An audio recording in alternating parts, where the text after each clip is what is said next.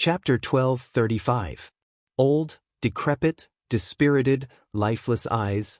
Sally Whitemane was taking care of such an old man in a room with thick curtains that could barely see a trace of sunlight. Duque could not associate the old man in front of him with the Ashbringer who had conquered the molten core a few months ago. What happened? Duque muttered to himself. Sally, who was dressed in a priest's robe, trotted over and whispered into Duque's ear, "Both of father's sons are." Duque only understood the whole story after Sally's explanation. Due to Duque's reminder and the phantom enchantment that was placed in Alexandros' armor, Alexandros managed to escape death. Escaping death did not mean that he had obtained happiness. When the Burning Legion space trap was activated, the furious old Mograine went to clean up the mess.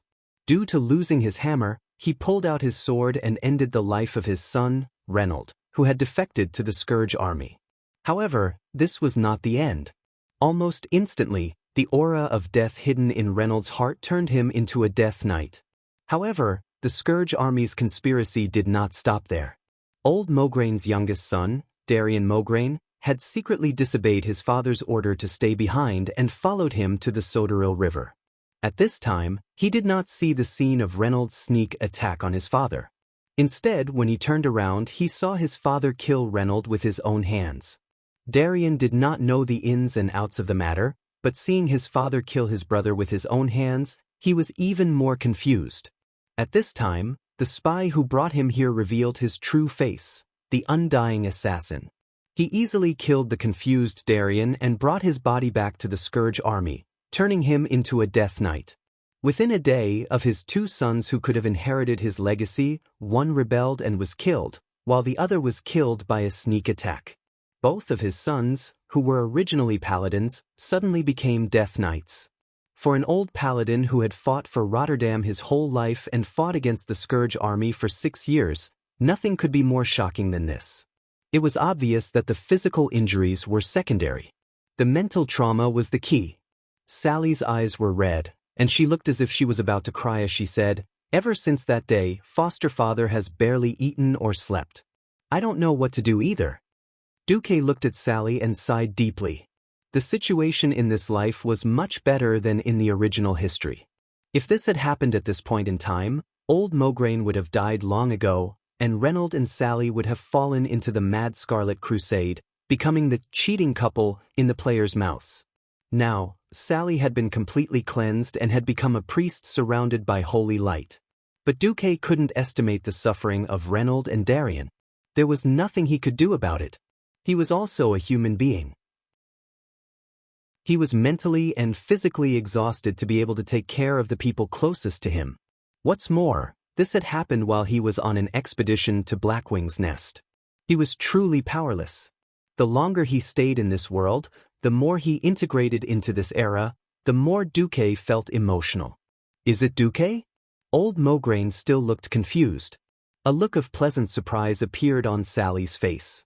This was the first time she had heard her foster father speak in several days. Yes, it's Sir Marcus.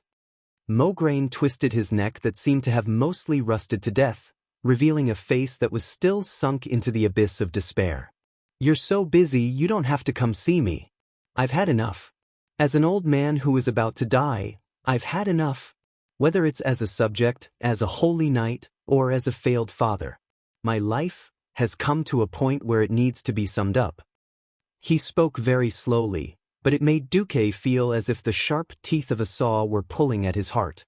Duque strode forward and pressed his hands on old Mograine's broad shoulders.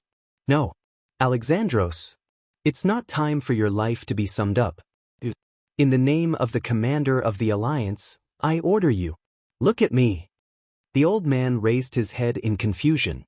The next second, he saw Duque switch to his own state. First was the glittering holy form. In Alexandros' impression, the bright holy light on Duque's body could almost catch up to that of Archbishop Alonso's Fail and Uther. After another second, Duque suddenly switched to shadow form. The dark aura that was as deep as the endless universe made him, a holy knight, shudder. "Duque, you mean?" Duque seemed to be implying something. "Do you see? The boundary between light and darkness is not that clear." Similarly, The boundary between life and death is thinner than you think.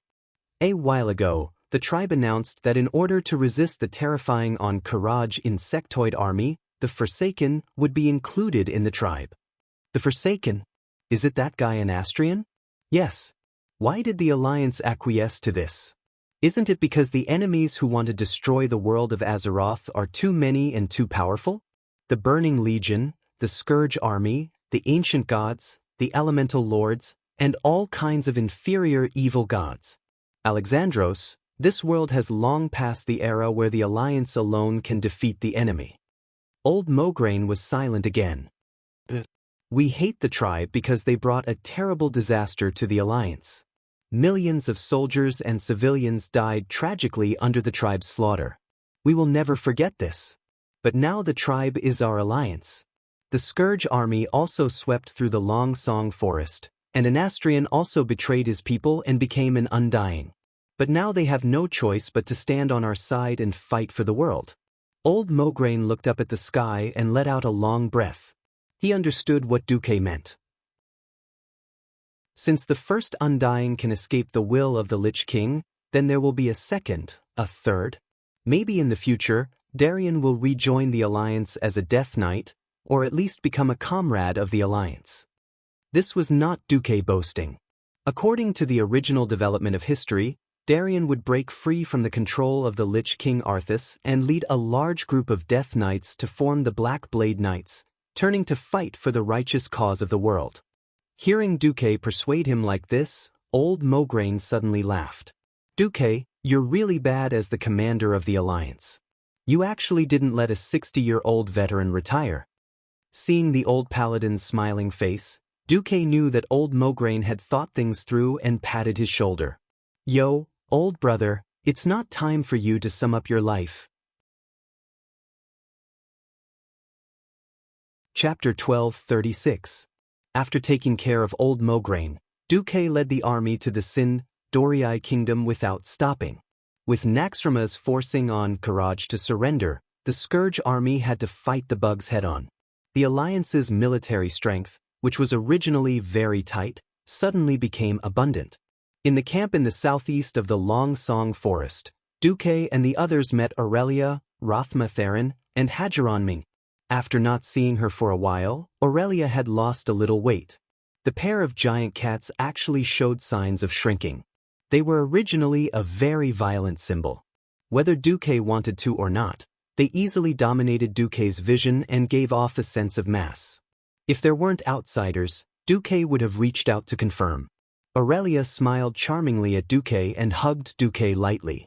Then she hugged her second sister, Sylvanas.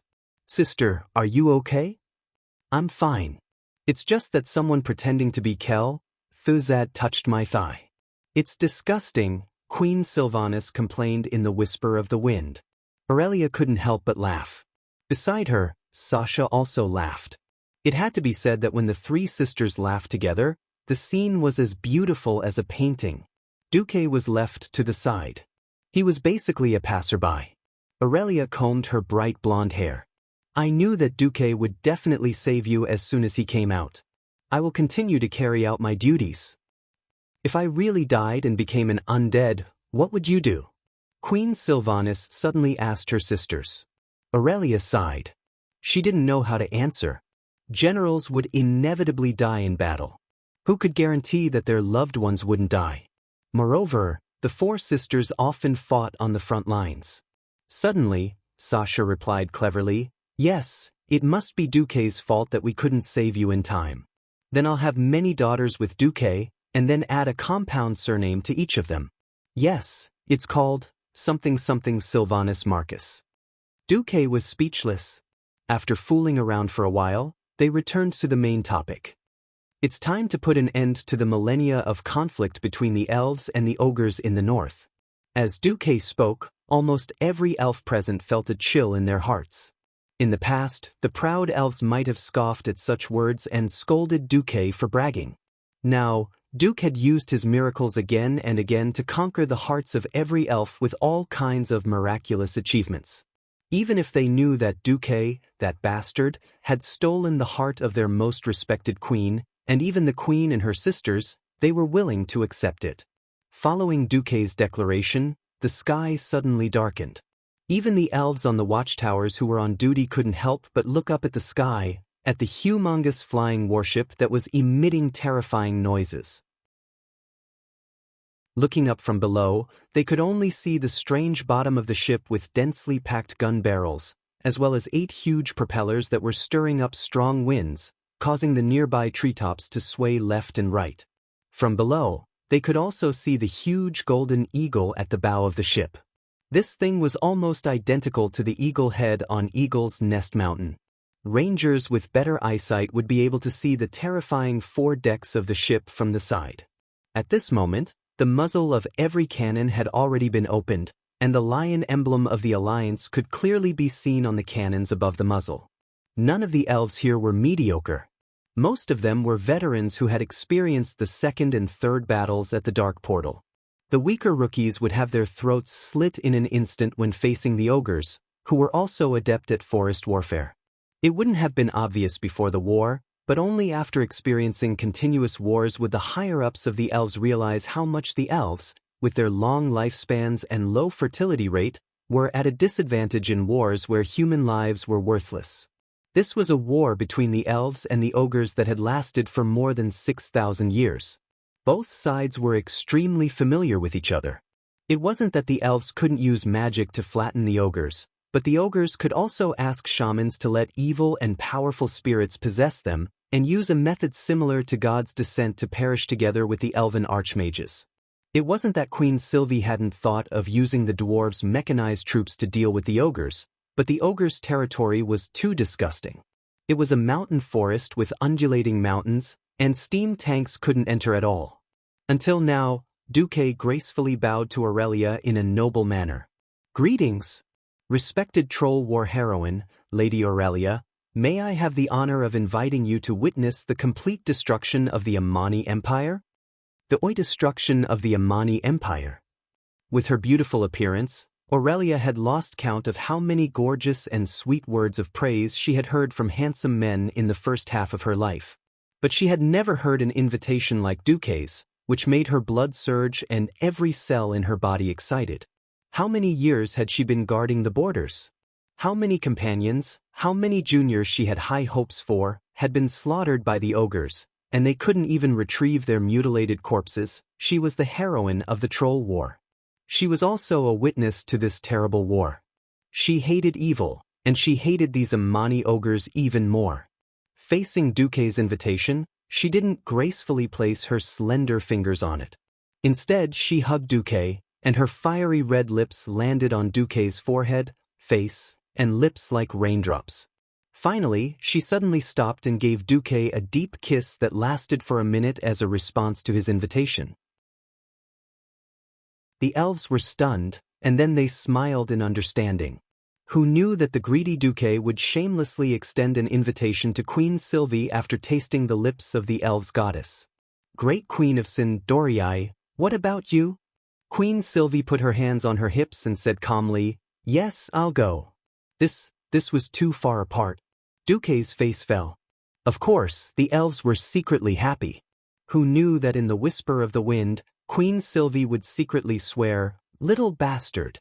If you can really exterminate the Amani trolls, along with the favor from last time, I'll just wear the set of maid clothes that you gave me, that I'm extremely ashamed of." Hip-length maid outfit, black silk, long legs, lace. Oh, and a real queen would wear it for him. Duque was so excited that he was about to go crazy. He immediately put on a sanctimonious act. The group rode on the flashy pureblood dragon eagles, followed by Lore, Thema and the others who were riding normal dragon eagles, and flew to the Heavenbreaker. Magni went up to them first. "Welcome, beautiful elven ladies. All right, are you ready to trample the Amani Empire under your feet?" Hundreds of high-level elves nodded in unison. Yes. Chapter 1237. It's time. Those damned long-ears have lost the protection of the humans. They're nothing but prey for the Amani warriors. Muster your courage and fight. Victory belongs to us, the Amani. On the platform, the new leader of the Amani trolls, Dakra, was giving a passionate speech. The previous leader, Zujin, had been captured by the elves and then executed prematurely under the covert instigation of a certain fellow with the surname Du. The Amani trolls had fallen into a state of chaos for 10 years. Eichelson, who had the soul of the white eagle, Nararak, who had the evil spirit of the great bear, and the other powerful trolls refused to give way. It was only recently that a new powerhouse, who had inherited almost all of Zujin's skills, Dakra, took over. He reunited the chaotic Amani tribes. The trolls did not need any reason to fight the elves. The blood feud between them had long been engraved in their bloodlines, branded in the depths of their souls. All the Eridar Gemini had to do was to disguise themselves as a forest troll with a similar bloodline and spread the message of all races are attacking the Alliance. That was enough to convince these simple-minded fellows to attack the Alliance at the most opportune time. It could be said that the Amani trolls had succeeded in dragging down the Alliance's forces. This success had also led to the Alliance's most terrifying counterattack today. A strange roar that many Amani trolls found unfamiliar came from the horizon, and the sky suddenly darkened. It was a gigantic flying warship. It was so huge that it looked like a small mountain flying in midair. Unfortunately, the clear man-made traces on its body made the Amani trolls understand that this thing had nothing to do with the gods. It had to be said that most trolls were pathetic creatures. From the era of the Darkness Empire to the present day, the troll civilization had not improved at all in the past 25,000 years. Primitive and ignorant. Faced with the flying warship that was more than 500 meters above the ground, some trolls actually bowed to the sky, and some nervously struck their gongs as a warning signal. However, the signals transmitted by the gongs were all over the place. Some said that the enemy was coming from the south, while others said that they were coming from the east, west, and north. Dakra was so angry that he stomped his feet. Shoot down that blasphemous thing. It had to be said that Dakra's attack was not entirely unreliable. At 500 meters, ordinary trolls would not be able to throw themselves that high even if they broke their arms. However, the range of a commander-tier fellow was obviously different. Eichelson, who possessed the eagle's soul, summoned a flock of mountain eagles to soar into the sky. Gale, who could summon dragonhawks, sent a flock of dragonhawks with flame bombs. There was also Dakra, who possessed both strength and strength. Their attacks were definitely above average. Unfortunately, because of a certain someone's death, the Heavenbreaker had changed from a twin-propeller engine to an 8-propeller engine. Its tonnage had also directly changed from a cruiser to an aircraft carrier. Naturally, the Heavenbreaker's defense also increased. The Heavenbreaker's defense was definitely at the level of a main city. The attacks of the 3 troll powerhouses had only just risen to a height of 200 meters when they collided with the ice barrier that was fixed to the Heavenbreaker. As long as the mana supply wasn't interrupted, any projectile that entered within 300 meters of the Heavenbreaker would be forcibly slowed down. Then, they ran into a power grid formed by 12 pylons at the bottom of the ship with lightning magic. Then there were the 36 barrage cannons. Of course, this thing couldn't be a real concentrated cannon. This thing was similar to the machine guns that could only be moved by human hands during World War I. Only, it was more primitive and thicker. 24 gun barrels that were nearly 2 meters long and could fit an infant's fist were arranged on a huge drum. By continuously moving one of the gun barrels to the position of the scope, the automatic trigger would be pulled to activate what could be read as a bullet or a cannonball. When all 24 gun barrels had been fired, a specially made disc would be used to reload all 24 gun barrels at once. Although 24 shots would be enough to kill them, the dense and continuous firing, coupled with the attack power of the death knell. Against the slowed mountain eagles and dragonhawks, it was as simple as using a shotgun to shoot turkeys. Bang, bang, bang, bang. Following the short and orderly sounds of the cannons, a large group of troll could only watch as the creatures they were so proud of were turned into sieves. Broken limbs, innards, blood, and feathers rained down like rain of blood. No! Dakra wailed. On the Heavenbreaker, the Windrunner sisters and the other high-ranking elves were led by Duque and Magni to the lowest level. This is Queen Sylvanas looked at the metal objects that were shaped like rugby balls and larger than bathtubs. She was a little confused. Bombs for aerial attacks. Duque pursed his lips. Like the cannonballs for steam tanks? No, these are simpler in terms of craftsmanship. Of course, because they're simple, we can put more explosives in them. At this point, Magni and Duque looked at each other and smiled. Then, a dwarf king and a human commander smiled slyly at the same time. The two raised their hands and high-fived each other, shouting in unison, "Explosion! That's art!" Duque clapped again, attracting the attention of the high-ranking elves. "All right, my dear elven allies, you can write the names of your sacrificed friends and family on the cannonballs. Then, let these named cuties send the trolls to hell." It had to be said that this was a good idea. Picking up the grease pens that Duque had prepared, the elves began to write names, blessings, and curses on the polished cannonballs. 5 minutes later, the elves watched from a safe distance as the Heavenbreaker's lowest hatch slowly opened. "Begin dropping the bombs," Magni ordered. This was a vertical drop that couldn't even be considered a dive bomb. Even a 500-pound bomb couldn't be blown by the wind. It wasn't just the Alliance.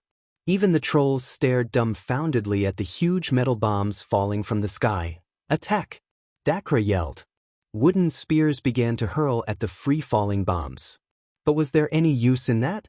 In less than 3 seconds, the entire Zul-On camp was rocked by an earth-shattering explosion. Rumble, rumble, rumble. The deafening sound could be heard even from the elven camp 50 kilometers away. Most of the elves on the Heavenbreaker stared dumbfounded at the devastation beneath their feet. Because they had come from the sky, they had easily passed through the trolls' meticulously laid traps and defensive lines. So, when the bombs landed, everyone could clearly see the trolls' city, which had stood at the south of Long Song Forest for more than 5,000 years, instantly falling into the abyss of destruction. The 500-pound bombs easily blasted a terrifying crater that was more than 5 meters deep and 20 to 30 meters wide. If it were used as a 10-meter high diving pool, it would be as easy as pouring water into it.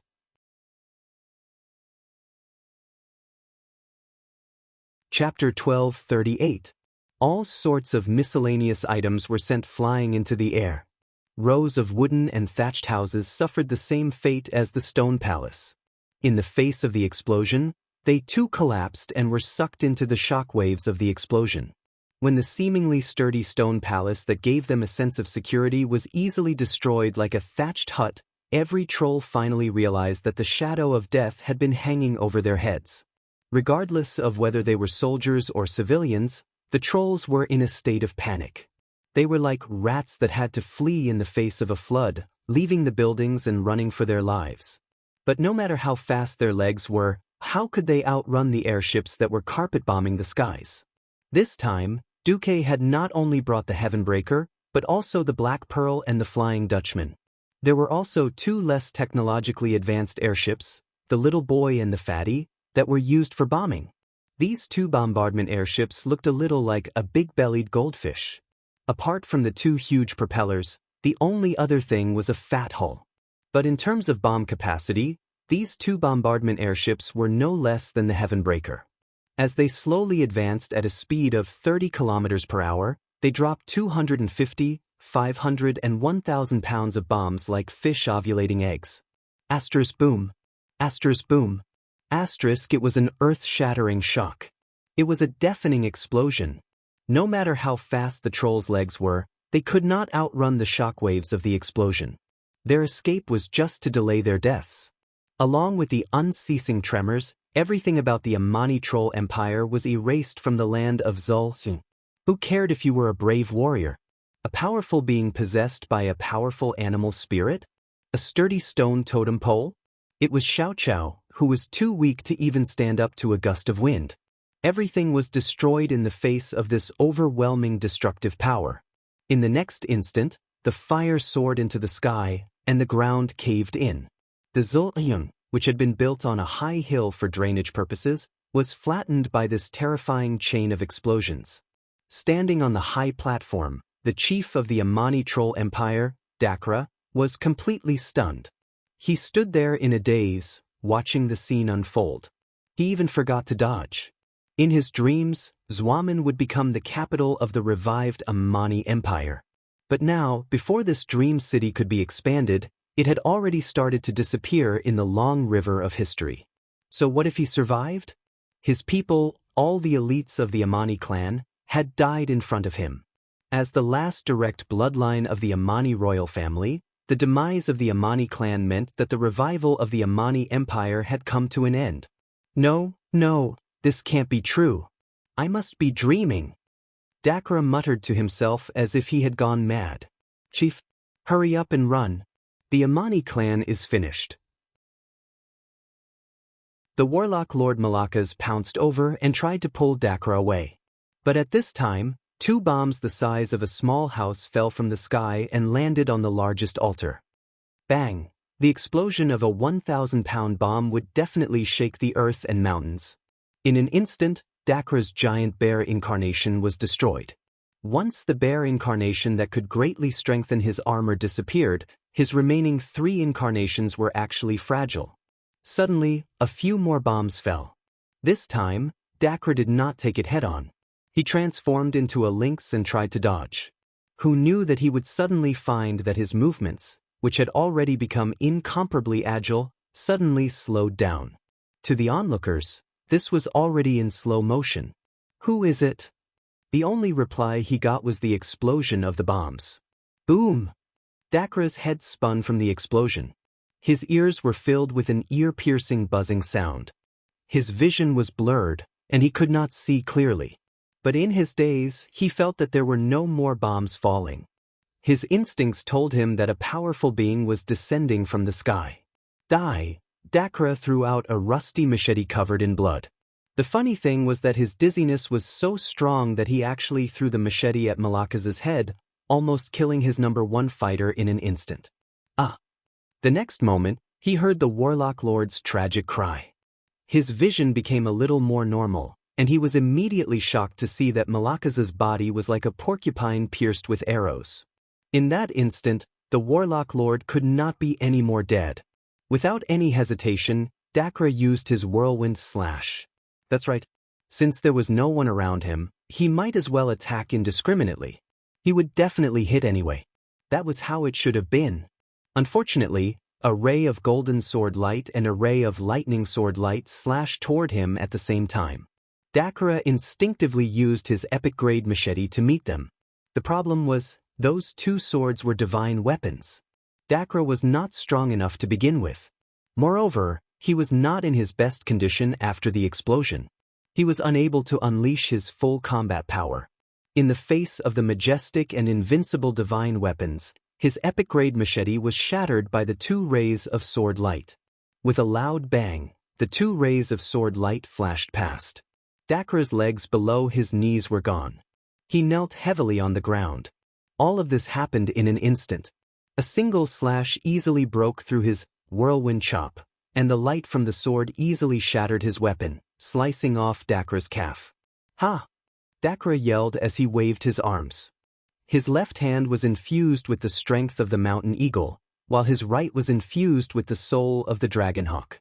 Together, he struck the figure in the blue and white robes in front of him. Oh, lightning and fire? What a coincidence, me too.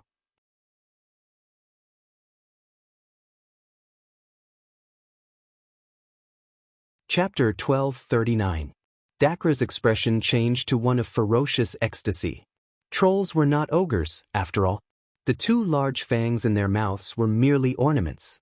What really tore flesh apart were the fangs within. However, they were only average and not even comparable to carnivorous creatures like sharks.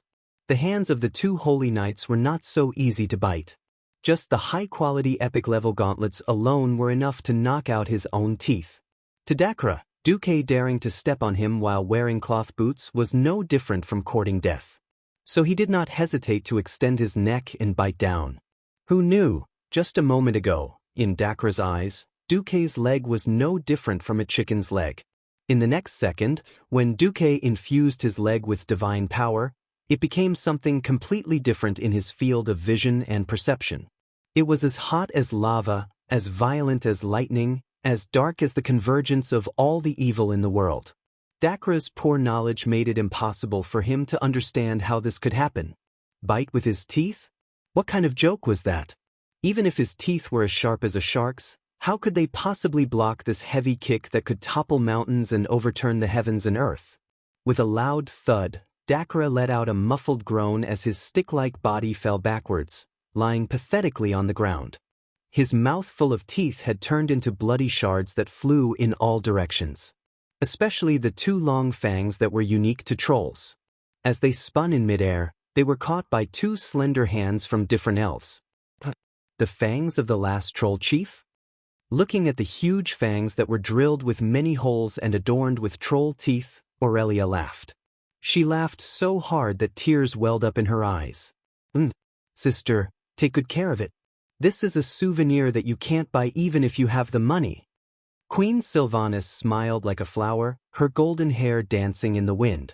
On the surface, Queen Sylvanas looked calm, but upon closer inspection, one could see that her chest was rising and falling rapidly. She was excited too. Think about it. For almost 7,000 years, the border conflicts between the trolls and the high elves had never stopped. Every year, tens to thousands of elves died in territorial conflicts. Even though the elves had always had the upper hand with their runestones, the hatred between them was so deep that they had never understood each other. If Zoltan was destroyed, the trolls would lose their last base in the Dragonsong Forest. Without Zul Amon's protection, even without the help of the Alliance, the Sin Dorii Kingdom had the ability to exterminate the trolls by themselves. Not to mention the fact that the flying ships had wiped out the main force of the Amani clan here. Servanaz's blood surged. Just thinking about it made him excited. What outsiders said was their business. Every elf would credit her, the new queen, with the achievement of wiping out the Amani trolls. It had nothing to do with the desire to rule. It was purely because it could dilute the mark left behind by Anastrian's millennia of rule. Only by erasing the influence of this elven traitor could Sin Dorii truly let go of this burden and continue to move forward, standing tall among the nations of the world. Duke smashed Dakra's teeth with a kick, and Gavin, Rad and Tyrion, who were on either side of him, pushed Dakra to the ground with his staff. Dakra could only use his strong chest muscles to receive Duke's foot. The kick was so heavy that every muscle in Dakra's back was pressed against the hard bricks of the altar. The sound of bricks shattering could be heard from his back. Fresh blood seeped out from all the wounds on his body, staining the stones red. Dakra roared, his face flushed red. His bones creaked and beads of sweat dripped down his face. He resisted with all his might.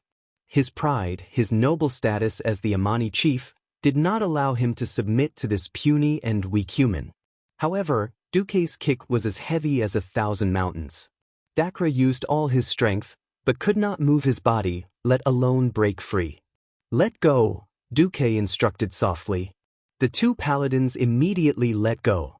In the next instant, most of Dakra's body was sealed in ice, leaving only his head.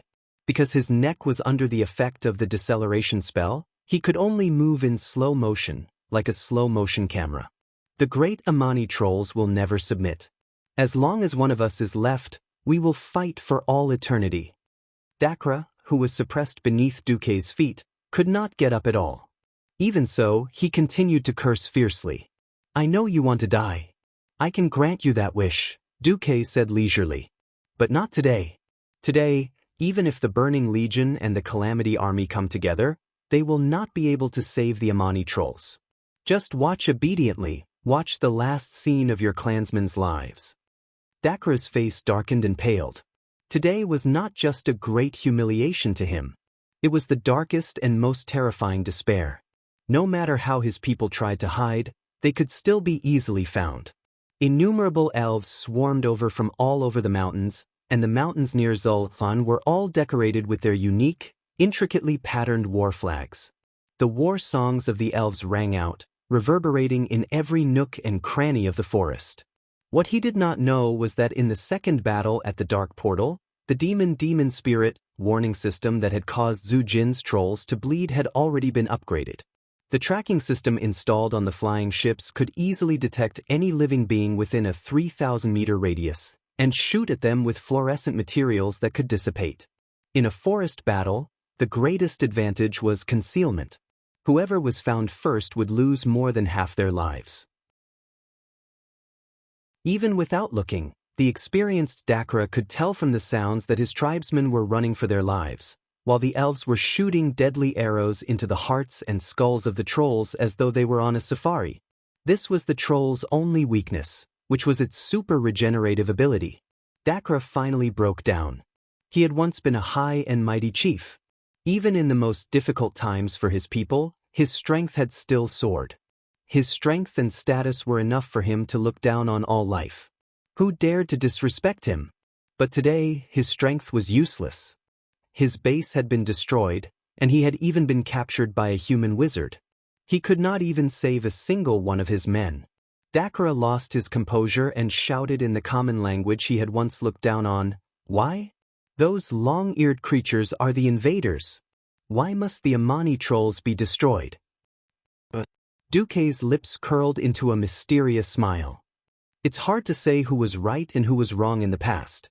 The Amani trolls must be destroyed simply because you were on the wrong side.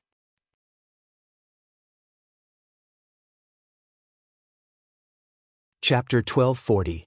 If one really had to say who was right and who was wrong, it would really be a mess.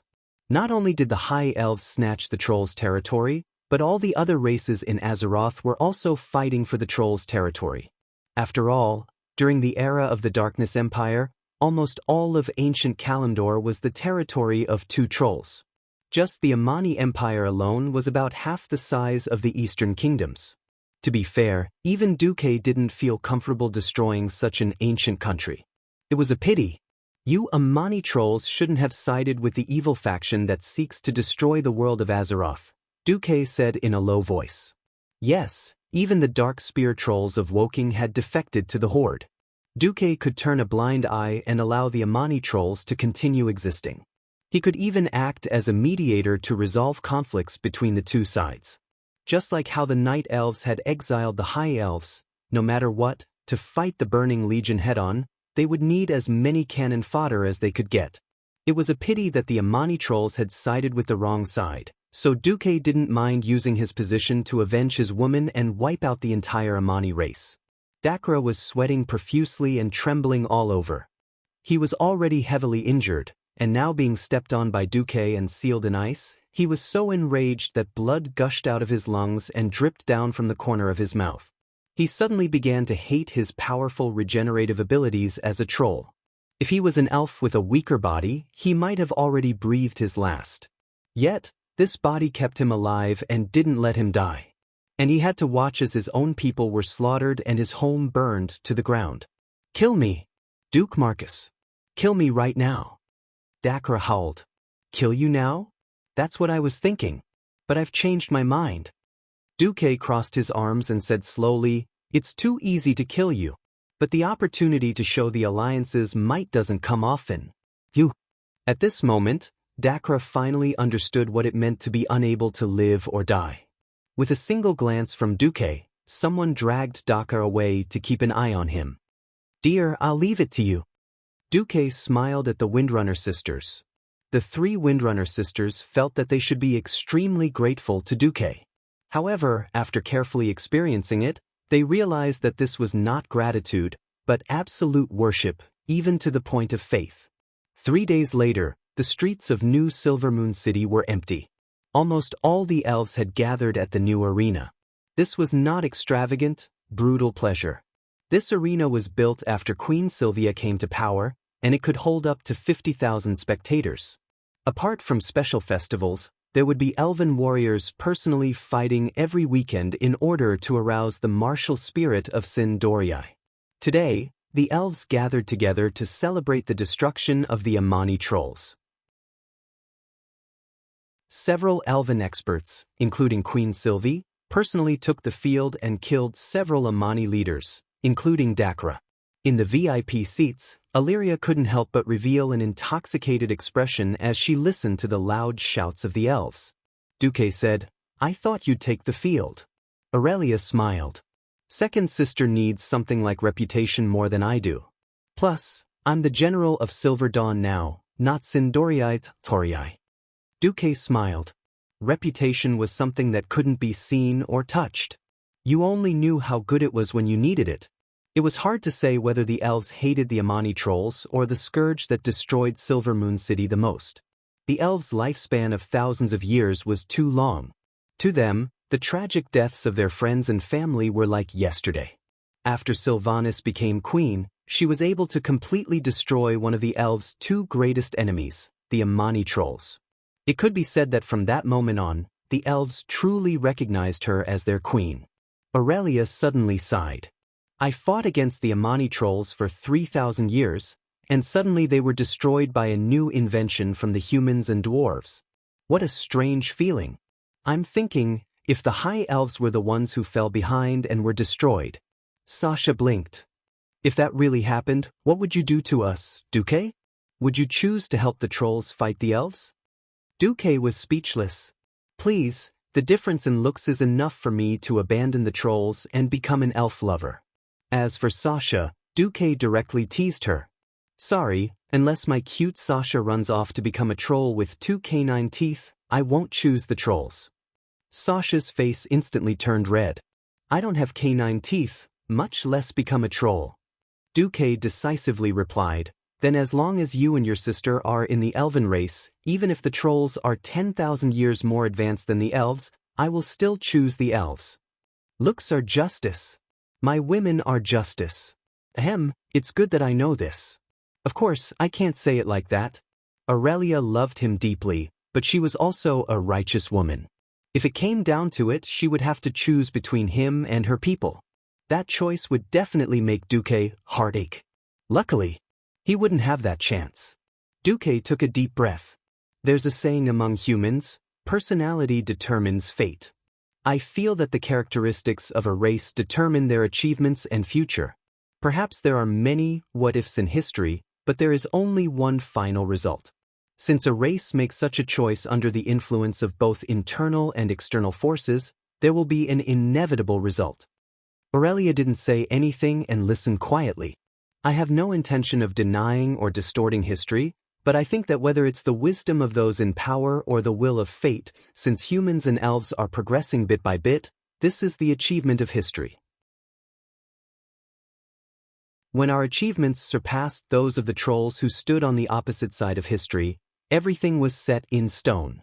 That's why when humans and elves first allied 2,800 years ago, the trolls had no chance of winning.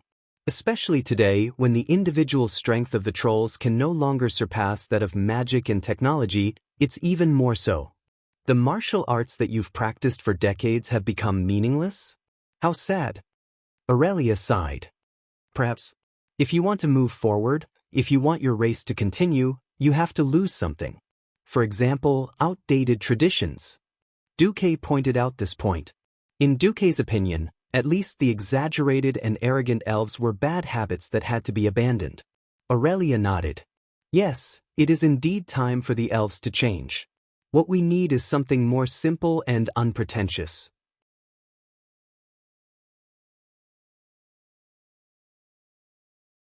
Chapter 1241. In the twisting nether, in the Burning Legion's new fortress, the Eridar twins were huddled together as they convulsed. They were suffering the most terrible punishment.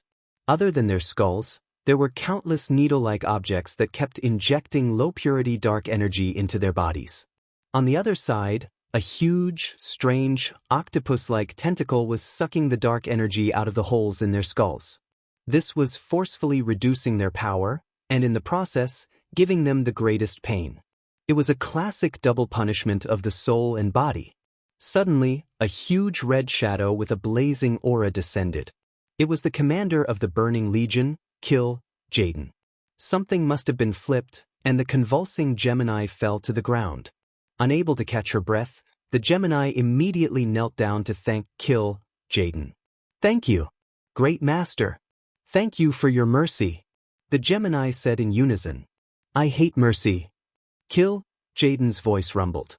Because mercy means that my idiot underlings have messed up the plan, and I have no other replacements to replace them. Can your stupid brains even begin to understand the feeling of being twice as angry? The Gemini's beautiful and charming body was trembling uncontrollably. Suppressing the fear in their hearts, the Gemini nodded like chicks pecking at grains. I am very disappointed with the dimensional trap plan. You have placed your hopes on the traitors of the Legion and the uncontrollable false gods. It is wrong in itself.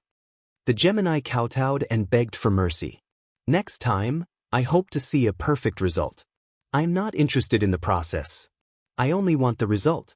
If it fails again, I think many lords will be interested to see how I put the two of you, who claim to be beautiful, into the body of a green-skinned lesser demon with eternal transfiguration. After saying that, Kill Jaden's huge shadow that was enough to fill the entire hall disappeared, leaving only two female demon lords who were trembling nonstop, still trapped in the deepest fear.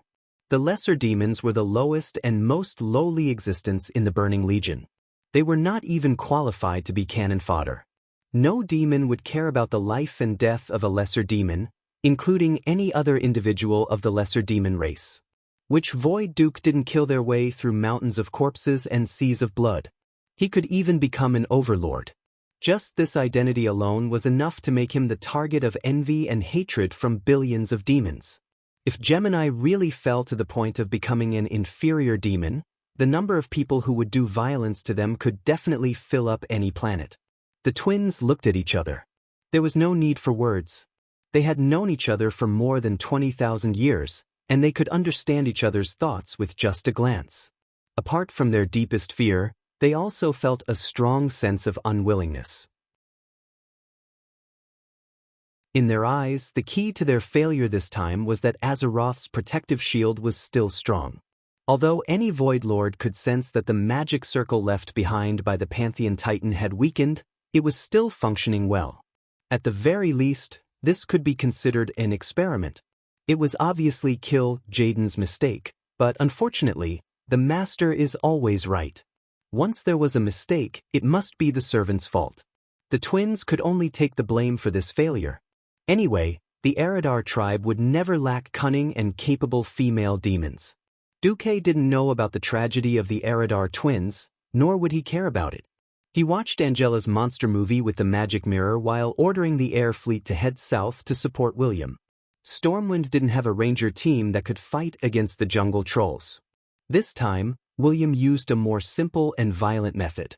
Stranglethorn Vale's terrain was relatively gentler than Zwaman's, which allowed the dwarven steam tanks to be put to good use. Furthermore, the three Bronzebeard brothers had always been fond of William. For this southern expedition to Zul Gurub, Magni brought out the strongest, lightning tank army for William to command. The cannons were roaring, and the sound of explosions that symbolized destruction reverberated throughout Stranglethorn Vale. The dwarves used the cannons that Duque had taught them to plow a 5-kilometer-wide path of death in the northern region of Stranglethorn Vale. What? Concealment? That didn't exist. Unless the trolls could instantly turn their skin from green to black like the scorched earth like a chameleon, even if they could survive the terrifying volley of cannons, they wouldn't be able to pass through the line of death that followed. The front row was made up of 3 layers of human swordsmen, shield-bearers, and pikemen. The middle row was made up of dwarven musketeers and harpooneers standing on steam-armored vehicles. The back row was made up of a mix of mortars and archers. With the addition of the Dalajan mages, no trolls would be able to pass through this 50-meter-long zone of death. At night, the flares and expensive magic searchlights lit up the entire front line as if it was daytime. The trolls didn't stand a chance at all. Even if the trolls sent out the Gurubashi berserkers, which were as large as the ogres, it would only increase the number of targets. The new soldiers all expressed that they could shoot live targets, and their experience points increased rapidly. The battle that had been going on for the past few days was more like a planned massacre than a battle. However, the Alliance's luck ended when they advanced to Zul Gurub. As one of the most important cities of the ancient Troll Empire, Zul Gurub's terrain could be said to be easy to defend and difficult to attack. Between the endless mountains, there was a river that wasn't considered deep but was abnormally turbid. There were nightmarish things everywhere. In every bush, there could be several or even dozens of venomous snakes jumping out to take your life.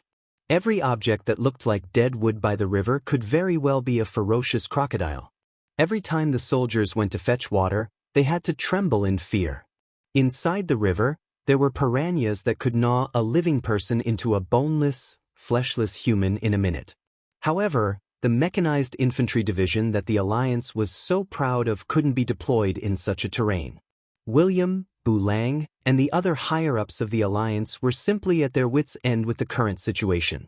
Yet, every day, there were close to 100 casualties among the soldiers. The morale of the Alliance dropped at a speed visible to the naked eye. Magni doted on William so much that he didn't even inform Duque. He secretly brought the newly built flying warship, Iron Hammer, to Zul, Europe in an attempt to replicate Duque's success with the Amani trolls. It was a pity that Magni and William had suffered a huge loss this time. A group of bats appeared. There were more than 10,000 of them, each the size of a pony. This terrifying number, coupled with the presence of the high-level troll priest, Yekrik, Iron Hammer, crashed on its first voyage. More than 800 dwarves and human soldiers died along with it.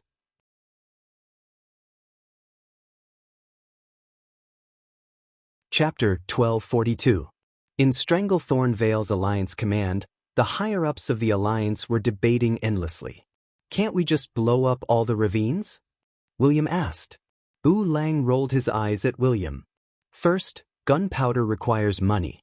Second, even if we had so much gunpowder, you wouldn't be able to pay for it even if you spent 100 years of Stormwind's taxes. Third, this is all damned muddy ground. Heavy cannons can't be transported in at all. The farthest cannons can only shoot for a little more than 12,000 meters, and after 3,000 meters, who knows where the cannonballs will go. Aerial bombardment wouldn't work. There were a few other methods left, but they would all require a huge price in lives and casualties. This might not even guarantee the successful destruction of Zul, Europe. This was a consequence that none of the countries in the Alliance could bear.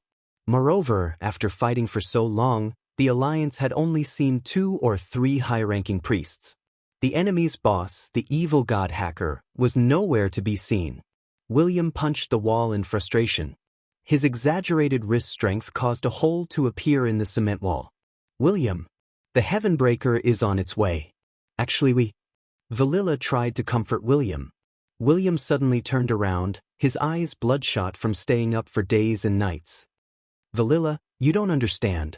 Of course, we can give all the most important tasks to Uncle Duque. But what if Uncle Duque isn't around one day? What if we're the only ones left to save the world? I'm not a child anymore. I have to learn to deal with problems independently." Valilla opened her mouth to say something, but Breer Bearskin pulled his old partner back and shook his head at her. Valilla was silent. At this moment, William, who had suddenly stretched his hand out of the cement wall, pinched the cement powder in his hand. As a temporary building, the cement wall of the command wasn't completely dry. It was supposed to be extremely hard and could even be used as a city wall, but now it seemed a little sluggish. When he pinched it hard, it turned into powder. "Wait, Uncle Lang, you said that your heavy cannons only lack a strong base? What if I can provide an extremely strong base for the dwarven artillery?" William seemed to have thought of something. Bulang rolled his eyes. "As long as you can get that evil god into the firing range of the artillery, my men will help you blow it up into the sky. But how are you going to get my cannon through so many complicated swamps?" "Uncle Bulang, let me try something else. I don't want you to give me 10,000 tons of explosives. I want 10,000 tons of cement." William slammed the table. "Since the Doomsday Army can pollute the Soderer River to block the lifeline of Lordaeron, why can't we use cement to fill every river, every gully, and every inch of mud in Zul, Europe?" William waved his arms excitedly. His assumption was too exaggerated. It sounded a little whimsical, but when he thought about it carefully, it seemed possible. For a moment, even Bulang was stunned. "The Alliance doesn't seem to have that much cement?" Bulang could only mutter. William's expression froze upon hearing this answer. At this moment, Duque's voice came at the right time. "We didn't have it in the past, but it's different now. Duque led Magni, the three Windrunner sisters, and the other higher-ups of the Alliance into the command center. Uncle Duque, you've arrived with the Heavenbreaker? William's face was filled with obvious surprise. Yes, your idea is indeed exaggerated. But since all the conventional tactics don't work, why don't you try your strange idea? Why do you have to restrict your thoughts with so-called common sense and principles? William, I'm on your side this time. Duque smiled as he walked over and patted William's shoulder. Then, cement, Duque smiled. Cement has always been a scarce resource in the Alliance. Almost every city's reconstruction can't do without it. However, the Alliance's supply of cement has always been very low. The main reason is that we had to import the raw material for cement from the Goro crater in the Kalandor continent, limestone, which is mainly volcanic ash. What about now? Bulang sensitively noticed the key point in Duque's words. Duque clapped his hands and said an exciting piece of news. Although the Alliance has flooded the molten core according to the agreement with the Hydaxia water elemental creatures, we have never said that we will give up on developing the Black Rock Mountain. With the Black Rock Mountain, which was once a nightmare, the Alliance can easily produce 1 million tons of cement per month. 1 million tons? This shocking figure made all the higher-ups of the Alliance ecstatic. The higher-ups of the Alliance who had used reinforced concrete would no longer be interested in walls made of stone and mud. The hardness of the two was not on the same level. Furthermore, traditional stone walls had the problem of being too heavy. As long as some of the pillars of the wall were destroyed, the weight of the wall would crush it. Originally, because the cement production had always been too low, they had no choice but to use the best steel on the cutting edge. No one had thought that there would be such a benefit after conquering the molten core. How could they not be happy? Zul-Gurub was very large. As the capital of the Gurubashi Empire, one of the two troll empires, Zul-Gurub occupied a very large area. Surrounded by huge walls that were somewhat trapezoidal, Zul-Gurub was more than 300 kilometers wide from east to west, and more than 500 kilometers from north to south. If they attacked the core area forcefully, it was unknown how many people would die. But now, with William's strategy, the Alliance could obviously push forward layer by layer. Duke laughed. That's a stupid idea. If we could use money and manpower to solve hackers' problem, we wouldn't be able to do so. If we can use money and manpower to solve hackers' problem, then the price is obviously worth it. Before rushing to the Sin-Dorii kingdom, the limestone mining of the molten core had actually already begun. Duque directly made the air fleet, which was originally rushing back to the Iron Stove Castle to replenish their ammunition, change their route to the Black Rock Mountain and transport a large amount of limestone over. The Alliance used a full half a month to slowly push the front line to the waterfall a little north of the main entrance of Zul-Gurub. That was an important source of the Zul-Gurub water system. Hundreds of mixers were lined up on top of the waterfall. According to Duque's instructions, they slowly poured the mixed cement slurry according to the proportion. The cement slurry seemed very thin, but under the huge amount of water from the waterfall, it was instantly washed away to who knows where. But after 3 days, they could clearly see the results. The river in the distance seemed to have become narrower for no reason, and the water flow became more rapid. But the waterways also became distorted. On the 5th day, the main route began to change. On the 7th day, 2 lakes mysteriously dried up. On the 14th day, all the Gurubashi trolls felt that something was wrong.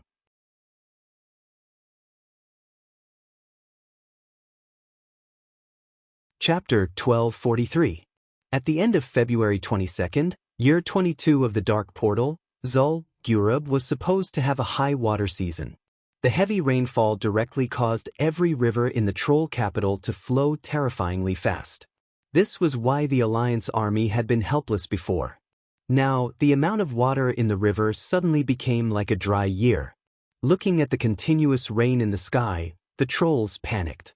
They all ran to ask Hacker's priests. The priests went to the high-ranking priests, and even alarmed Hacker. The problem was that Hacker was the evil god of chaos. This kind of trivial matter in his eyes was not worth disturbing. In a rage, he swallowed many troll believers as sacrifices before he calmed down. Days passed, and the amount of water decreased day by day. A month later, the trolls who had been defending the depths of Zul, Europe finally discovered the problem. A large amount of white material flowed down from upstream, blocking up all the rivers. It also caused a large number of piranhas to die. Many amphibious creatures like the crocodiles died, and the ones that were alive were not much better off. Most of them were dying. Some troll hunters tried to dissect the crocodiles' corpses and found that the crocodiles' lungs were filled with a grayish-white material. The trolls finally panicked a little. On a hill near the main entrance to the west of Zul, Europe, Duque stood with a group of Alliance powerhouses. They watched as the water of Zul, Europe passed through a newly built temporary dam and was diverted into Lake Nafaridi through the former venture capital company's camp. The big shots of the Alliance were all filled with emotion. No one had thought that rivers could be used like this. Especially the dwarves and gnomes. Their eyes were filled with fanaticism as they looked at Duque's back. Once upon a time, all steam technology was viewed as heresy on this continent, and even in the entire world. After all, Azeroth was a world of swords and magic. Duque's appearance changed everything. Even the harshest and most conservative old nobles had to admit that the swords produced by a large dwarven factory in a month could supply the soldiers of an entire kingdom. The economic value of a train track was greater than that of 10,000 carriages. Now, even rivers could be changed, lakes could be drained, and even natural moats could be changed. What else couldn't technology do?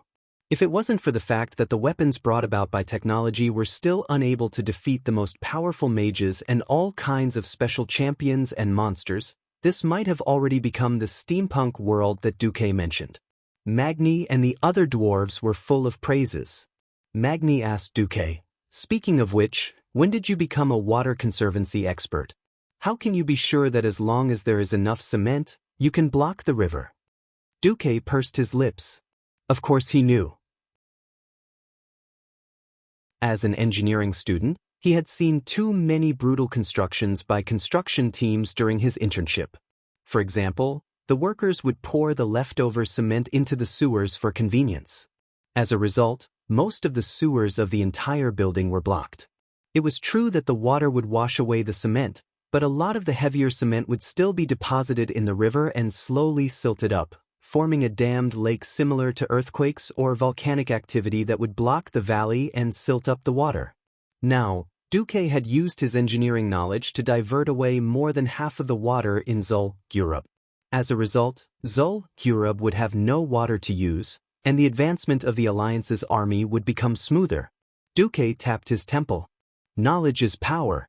During the 10 years in the Void, I read almost all the books in Karazhan. There are many ancient and alien knowledge that you guys will never have the chance to come into contact with in your lifetime. I don't care about the other books, but give us dwarves and gnomes a copy of the books on water conservancy. The conditions are negotiable. Okay. Duque's finger was pointing. Everyone knew that wherever Duque pointed, the mountains and rivers would change according to the wishes of mortals. In the legends, this was already a domain that only gods could touch. This was what made mortals the most excited. After everything was settled, Duque patted William's shoulder. Do as I say. We will probably be able to launch an all-out attack on hackers' forces in the summer. Understood. William nodded his head heavily. The problem of the trolls has troubled the previous kings of Stormwind for more than 2,000 years. Even though technology has advanced, don't expect to solve the problem of Zul, Europe in a short period of time. Don't compare yourself to the Amani trolls. After all, the Amani trolls only have a bunch of divine creatures with a bit of divinity standing behind them, while the Kuberash trolls in Zul, Europe have a true god behind them. Even if it's a third-rate evil god, it's still a true god. Once again confirming that his goal was to slay a god, William still felt a surge of excitement ignite in his blood. All right, I'll leave this place to you. I will bring the main forces of the various countries of Lordaeron to Silithus. Don't throw away the elites of our hometown. Duque laughed. Don't worry, I will be very patient. William promised. Duque wasn't interested in Hacker. After all, a third-rate evil god that was weaker than Ragnaros didn't require Duque to personally deal with it. As long as they followed Duque's method and killed the high-ranking priests of Gurubashi one by one, Hacker's power would also be weakened. It would be the best for William to practice his skills. On the other side, because of Duque's plan, Kel Thuzad had no choice but to use the Scourge army to fight against the Bugmen of Karaj. Now, there was almost an outcome. Previously, they knew that they had been tricked. After all, both sides were really angry. It was impossible for them to continue to work together to deal with the Alliance and the Horde like before. However, Duque knew that the situation of the battle could change at any time. It was already a pleasant surprise that the two of them had been fighting for so long. Move out the Heavenbreaker. We will catch up with the main force of the Alliance.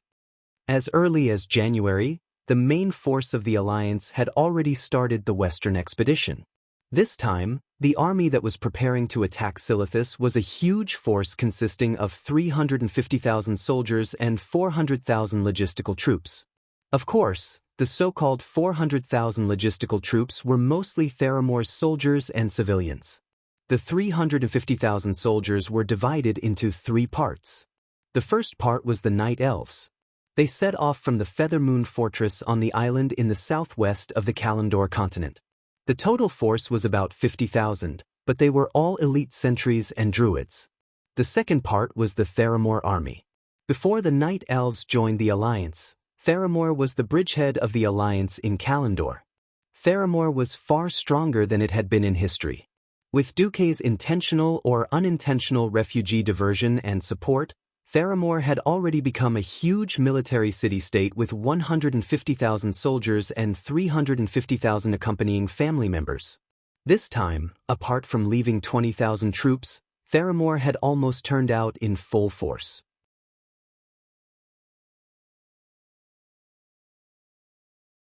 Chapter 1244.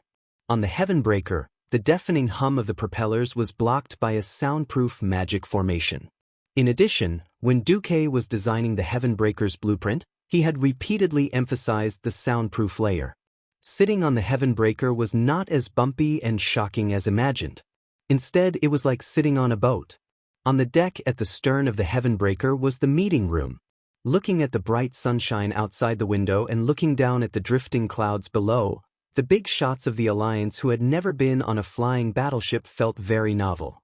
Because Turalian and the other three were missing, Mograine had not recovered from his serious injuries, and Solarian, Gina Goldsword, Sally Whitemane, and the others were assigned to William to fight against Hacker. The strongest combat power of the Alliance this time was much weaker than when they fought the Molten Core. This was something that could not be helped. On the other hand, if Duque had not thought of a way to make Kel, Thuzad and Thun fight each other, the situation of the world would probably be worse than it was now. Suddenly, the sky darkened, and a large group of huge black shadows shrouded the entire flying fleet. This immediately attracted the attention of the guards, but everyone heaved a sigh of relief after that. It was the giant dragon of the Dragon Slumber Shrine. Alexstrasza, the great life-giver, the Red Dragon Queen. Although her dragon form was much smaller than the Heavenbreaker, no one would doubt that the Heavenbreaker was a big toy in her eyes. The huge dragon body shrank rapidly, and when she slowly landed on the main deck, she was that hot and beautiful royal lady again. "Hey, my little Dooku, did you think of me, your sister? Or did you forget about me after conquering this little female dragon?" Alexstrasza teased Duque. Seeing the Red Dragon Queen, Onyxia, who was in the form of Countess Katrana, shrank behind Duque like a mouse seeing a cat. Although she was petite in her human form, she could not hide no matter how much she shrank. "Come out and show your face. You didn't do anything harmful to the Dragon Slumber Shrine. Just admit your mistake, and the great Red Dragon Queen will forgive you." As Duque spoke, he pinched the back of Onyxia's neck, like a mother cat holding a disobedient kitten in its mouth. In the eyes of others, this was as normal as an older brother squeezing his younger sister's neck. However, in the eyes of the Red Dragon Queen, it had a different meaning. Even the back of Duke's neck was, how interesting." A playful expression appeared on the red-haired mature woman's face. Xianxia felt as if she had been electrocuted. Whether it was the muscles on her face or her entire body, they were all unnaturally stiff. It was one thing to become Duque's mount, to be ridden day and night. Admitting defeat in front of his fellow Dragon Clan members was another matter altogether. In front of her dead brother, Xianxia didn't feel anything, perhaps because she thought that Nefarian would definitely die. At this moment, he had to lower his head in front of the strongest dragon race, which was also the Black Dragon race's former nemesis. Firstly, he was displeased, and secondly, this was clearly a public execution. Duque was pinching her neck. This was a declaration of his ownership over her. The most important part of her body, the nape of her neck, was kneaded with a moderate amount of force. Xianxia felt like she was about to explode from the shame. She clearly wanted to resist and refused to admit her inferiority in front of Alexstrasza. However, her body was hot, and her face was flushed red. Finally, Xianxia resigned herself to her fate and bowed to the Red Dragon Queen with the etiquette of a human maid. However, she spoke in the dragon language. When translated, the general meaning was, "Xianxia, the Sin Dragon under the command of the human Duke Marcus, greets your majesty." The dragons were arrogant. They boasted that they were the origin of all beasts, the existence at the top of the food chain. For her, who had once been enemies with the Dragon Slumber Shrine, to admit that she was the servant of a lowly creature was actually difficult for her. Because it was too shameful, Xianxia already lowered her head as soon as she finished speaking. Was it? Duque pinched her neck and pulled her back. In the eyes of others, he stroked her neck as if he was petting a cat. How interesting. The playful expression on Alexstrasza's face became even more obvious. However, she quickly put on a serious face. This time, I want to represent the Dragon Slumber Shrine to discuss the matter of Silithus with the allied forces of the Alliance and the Horde. Can the Dragon Slumber Shrine send out troops this time? Duque asked. Yes, but not many. I took 500 draconic beasts and demi-dragon from Nozdormu. Together with the other 3 factions of the Dragon Slumber Shrine, it will be 1,000. Please understand, as we have been very busy in the Void battlefield, the Queen replied. Hearing this, the big shots of the Alliance all looked touched. After all, it was very rare for the Dragon Slumber Shrine to directly send out troops. Also, the Queen suddenly handed something that looked like a compass to Duque. Sense it yourself. Duque felt it and was dumbfounded. This wasn't a compass at all. It actually marked the status of the Red Dragon Queen, roughly divided into several levels. I'm very busy. If you dare to bother me, I'll reward you with dragon breath. Busy, not mortal destruction, don't call me. On duty, not mortal destruction, but I probably can't leave. Sound asleep, not world destruction, don't call me. A bit idle, call me if there's anything fun. For example, food. Food. Important things must be repeated 3 times. After looking at the 5th level, Duque rolled his eyes. Alexstrasza was still so capricious. But this thing was an upgraded version of Debt Collector Beats, right? Right now, her status was on duty. Phew. Duque exhaled. No matter what, thank you for the support of the Dragon Slumber Shrine. We mortals will work hard. Alright, I'm very busy. I'll leave it to you this time. The Red Dragon Queen came willfully and left willfully. She was just that cool. However, before she left, the words that came from the compass into Duque's spiritual world made Duque silent for a long time. If this world needs a black dragon to inherit the position of the dragon aspect, do you think you can trust Xianxia? To be honest, Duque didn't know the answer to this either. Planet Azeroth's protective magic circle was so powerful that it could even resist the power of Sargeras. There was a foundation for this, and that was the existence of the 5 dragon aspects. Duque had gotten rid of Nesario earlier than in history. Although this had weakened the power of the evil side, it had also given the demons more opportunities. If the position of the dragon aspect wasn't so important, there wouldn't have been so many dragon aspects in history. Duque shook his head and drove this thought out of his mind. Alright, now let's officially discuss how to deal with Naximus.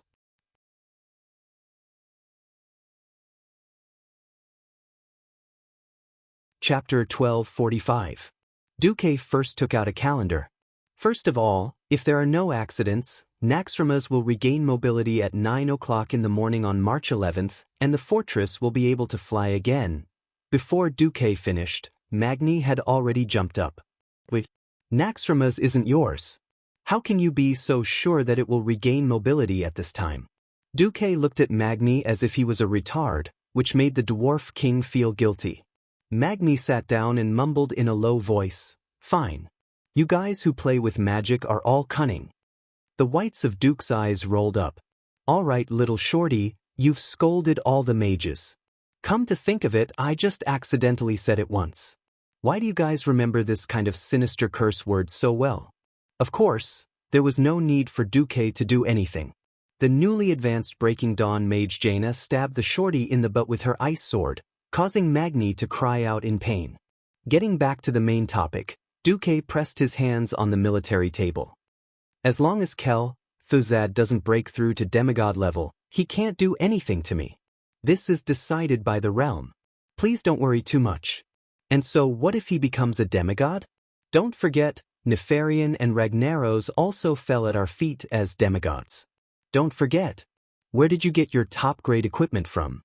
The spoils of war from killing a real demigod were really frighteningly rich. At this point, Magni touched his Balrog hammer, and then looked at Gavin Rad, who was hugging the wind sword as if he was hugging his lover, and laughed at the same time. Including Archimond, the Alliance had already slaughtered 3 demigods. Duque continued, according to the intelligence, Naxxramas originally had a total of 15, or rather, so many leaders. Then because of the Dalajan bombardment and the battle with Karaj, the most accurate intelligence now is that there are only 6 leaders left. Duque waved his hand, and Vanessa distributed the prepared reports to the big shots. The structural zone's structural giant Thaddeus, the military zone's 4 horsemen of the apocalypse, the spider zone's Black Witch Farina and the spider Meisner, then the frost dragon Sapphiron and the ice lich Thuzad? Theon flipped through the report and looked at the introduction of the 6 leaders, as well as the frighteningly detailed characteristics and skills of the leaders. He couldn't help but purse his lips. The enemy had no secrets in Duque's eyes. The so-called god of prophecy was nothing more than this, right? Looking at Duque, he couldn't help but sigh. It's a good thing Duque is on our side. At the military conference table, Duque used magic projection to create the latest 3-dimensional projection of Naxxramas. Originally, Naxxramas had 4 districts, but now because the plague zone was completely destroyed by the Dalajan's main cannon bombardment, there are only 3 left. What we need to do is to kill the leaders of the remaining 3 districts as quickly as possible while Thuzad is trapped. As quickly as possible? You mean we should split up? Tyron frowned. There weren't many strong Alliance fighters participating in this battle, so why should they split up? There's a very, very important reason here. But I'm sorry, I can't say it now. If you believe me, then please support me. If you don't believe me, then vote. The minority follows the majority, Duque said mysteriously. Everyone couldn't help but narrow their eyes. Aurelia seemed to have thought of something. What about the strong horde fighters? They will help us block the possible arrival of the Karaj leaders when we attack Naxxramas. Then I have no objections. The so-called vote wasn't even a formality. This was no longer the time when the Alliance was founded 21 years ago. At that time, Duque was inexperienced and young. Now, Duque's prestige and power in the Alliance were absolute. Moreover, everyone trusted him 100%. Without any surprises, the big bosses decided to implement the plan of splitting up. At this time, Naxxramas could be said to be gloomy. The intelligent Undying only felt that the situation wasn't good, but it wasn't to the point where they would explode. Thuzad couldn't help but feel lucky that the undead didn't have morale. They were undead, not blind. The Alliance, the Horde, and the Sleeping Dragon Temple had made such a big move. If they couldn't even find this, then they could just burn their own souls as fuel for the soul torch. But Thuzad was helpless.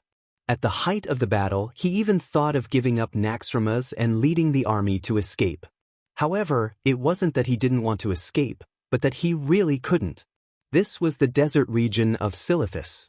From the Karaj temple to the border of Silithus, the nearest place was 300 kilometers away. Let's not talk about the fact that low-level undead would quickly die under the sun, such as the rotten flesh of zombies. Even if they could only protect those who could use the power of darkness to protect their bodies and not die from the sun, it would still be very difficult. Silithus was full of huge insect nests. There were at least 1 million zergs in each of the large hives. If they gave up on the dangerous terrain of Naxxramas and exposed the undead army to the desert plains, destruction would be the only outcome. So Thuzad was dragging it out, trying to drag it out until the fortress's floating system was fixed. However, even with his erudition and superb intelligence, he still couldn't deal with the vicious trap that Duque had left in the flying system. If he directly accessed the intelligent management system that originated from the Titan, questions such as, "What is the catchphrase of the Gale Sword Hero?" would pop up. Thuzad didn't know who the Gale Sword Hero was. He casually answered one, and the system would tell him that the correct answer was, "Pretentious like the wind, always by my side." Thuzad patiently listened to these kinds of questions that simply didn't give him a way out. In the end, there were a lot of questions, each one fresh, and each one a pain in the ass. Not only did he feel that his intelligence had been seriously dragged down, but he also felt deeply humiliated. How could Duque play with the Titan creations that even the Burning Legion couldn't understand so smoothly? And he, Thuzad, just couldn't. He didn't believe it. It had to be said that the great mages who could muddle their way to the Breaking Dawn level were all monsters with at least an IQ of more than 200, or some crazy cheating demon with a system. Thuzad used a stupid method. He used painstaking effort to remove all the remaining willpower from the Titan creations. This was very similar to erasing all the formatting of a computer's hard drive. Without destruction, there could be no construction.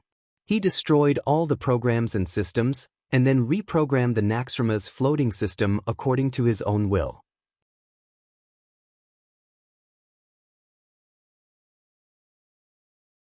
Chapter 1246. Rewriting the program of a creation Titan's creation was definitely not a simple task. After a month of endless research, Thuzad finally figured out that what kept the fortress suspended in the sky depended on the east, south, west, north, center, plus the top and bottom two. There were a total of 7 things called void power furnaces. As a mage who specialized in necromancy, it was truly a thankless task for him to understand things on the scientific side. The most troublesome thing was that the power furnace that was originally located in the plague area was destroyed, which made the entire fortress lose its original balance. Even if the power furnace was operated according to the original design, Thuzad estimated that it was very likely that even if it flew, the fortress would continue to spin at high speed in the air. It would either fly to an unknown place or fall again. Naxxramas was very strong, but that was relatively speaking. If it fell from a high altitude again, it was estimated that if the fortress did not fall apart, all the various creations inside would collapse. There was only one chance. Thuzad made countless virtual models to explore the power and balance problems of the fortress. He even thought about whether to flip the fortress to the west, because the east side was the plague area that was almost completely destroyed. If the west side was facing down, then the most vulnerable east side would be facing up, avoiding the attack of the insects from underground. The only problem was air defense. Once this idea was put forward, it was firmly opposed by his subordinates. Although there was a leader like the Big Spider Meisner who was not afraid of environmental changes, most of the Undying were still in human form. They simply could not accept that the originally flat ground of Naxxramas had become a huge vertical wall. Moreover, would placing the most vulnerable side in the sky be able to ignore the enemy's attack? There were also a lot of flying insects and enemy leaders. For example, a big green insect called Princess Huhurin or something. The research was once again in trouble. After eliminating more than 300,000 Titan runes that should be meaningless, Thuzad finally found a strange set of unified commands. Generally speaking, when he typed up on the almost blank control panel, the entire fortress would generate an upward force. Typing down would cause it to go down. Ha! I found it! I found it! Kel Thuzad was ecstatic. He handed over almost all of the defense to the only intelligent leader, the Black Witch Farina, while he focused on breaking the control system of the stronghold. There was no other way. Originally, for the sake of ease of control, Kel Thuzad didn't place too many highly intelligent leaders in the stronghold, because his will was enough to control the entire fortress. As the battle progressed, the weaker leaders of each district were either killed by the Dalajan's cannons. The only one left who was more intelligent was Farina. The rest were either martial artists, brainless constructs, or otaku liches who focused on forbidden magic and biological research. Farina, I'll leave the defense to you while I focus on researching the flying system of the stronghold. My request is not to let any of the functional areas fall into enemy hands. Don't let them invade the core area. If there's any danger, you must run to me immediately. Understood. The beautiful Dark Witch subconsciously squeezed her Mariana trench, only to realize that she was flirting with a blind man, no, a lich without a penis. However, she was really fascinated by the power, especially when thousands of soldiers were willing to die under her command. The pleasure brought by supreme power almost made her moan with joy. But soon, she couldn't laugh anymore. As a mage, her aptitude was second-rate. If he knew her character, Kel Thuzad wouldn't have been interested in sending her to the front lines. As a result, she was basically a spectator in the war against the insects. The terrifying sea of insects almost stunned her from the start. As a last resort, she sent the powerful abominations and the death knights early on. Oh! The twin emperors were the two leaders of the Angela Temple, second only to Si Thun. Their combat power was not the strongest under Si Thun's command, but they were undoubtedly the most suitable to be commanders. Almost as soon as the Scourge's reaction became slow, the brothers sensed it. But they didn't respond immediately. After fighting for so many months, they were very clear about how difficult it was to deal with the lich leader Kel Thuzad. They instinctively suspected that this was a trap. However, when they secretly changed the composition of the attacking troops, using the high-mobility flying insects to beat the abominations who lacked cover, and using the long-range attack insects to tease the Death Knights, they confirmed that the enemy's commander had changed. Thus, an even grander and more meticulous attack was launched. Attacking separately, creating a diversion, all kinds of tactical combinations made the Scourge under Farina's command lose their bearings. But the Scourge was still considered a large force. The liches continued to use the corpses to create abominations and other undead warriors, using more troops to maintain the front lines from collapsing. Until March 11th. In the northwest of Silithus stood the newly built fortress of the Cenarian Circle. On this day, this fortress, built with natural magic in the desert, welcomed an endless stream of troops. Green-skinned orcs, mostly lilac elves, and white-skinned humans. 3 long lines of soldiers stretched from the edge of the fortress to the sky. Along with them were huge dragon men and dragon beasts. What was even more unimaginable was that the dwarves were chanting, and since the fall of Naxxramas, they had been laying the railway at an astonishing speed of 3,500 meters per day. The steam locomotive transported the pre-built prefabricated rails to the end of the railway, and the dwarven construction workers carried them and laid the railway. Because of the conspiracy of a transmigrator, 5 years ago, in the name of importing volcanic ash to make cement, a high-quality dual-gauge railway was built from the Tanaris Desert to the Goro crater from the hot sand port in the southeast of the Kalimdor continent, in the name of importing volcanic ash to make cement. All the dwarven workers had to do now was to build from the crater's pass to the Cenarian Circle, a distance of more than 100 kilometers. With the railway, there would be artillery, and there would be a steady stream of supplies. Kel Thuzad had a deep understanding of the Alliance's tactics. Duque had single-handedly brought Naxxramas here as cannon fodder, so he had long been sensitive to the Alliance's actions. Now that the Alliance tribe and the Sleeping Dragon Temple had come together, everyone knew that after the Alliance had settled the internal strife, They had freed up their hands and were ready to pick up the peaches. Kel, Thuzad couldn't take it anymore, and announced to the entire fortress, "Attention all members of the Scourge, the fortress has begun to move."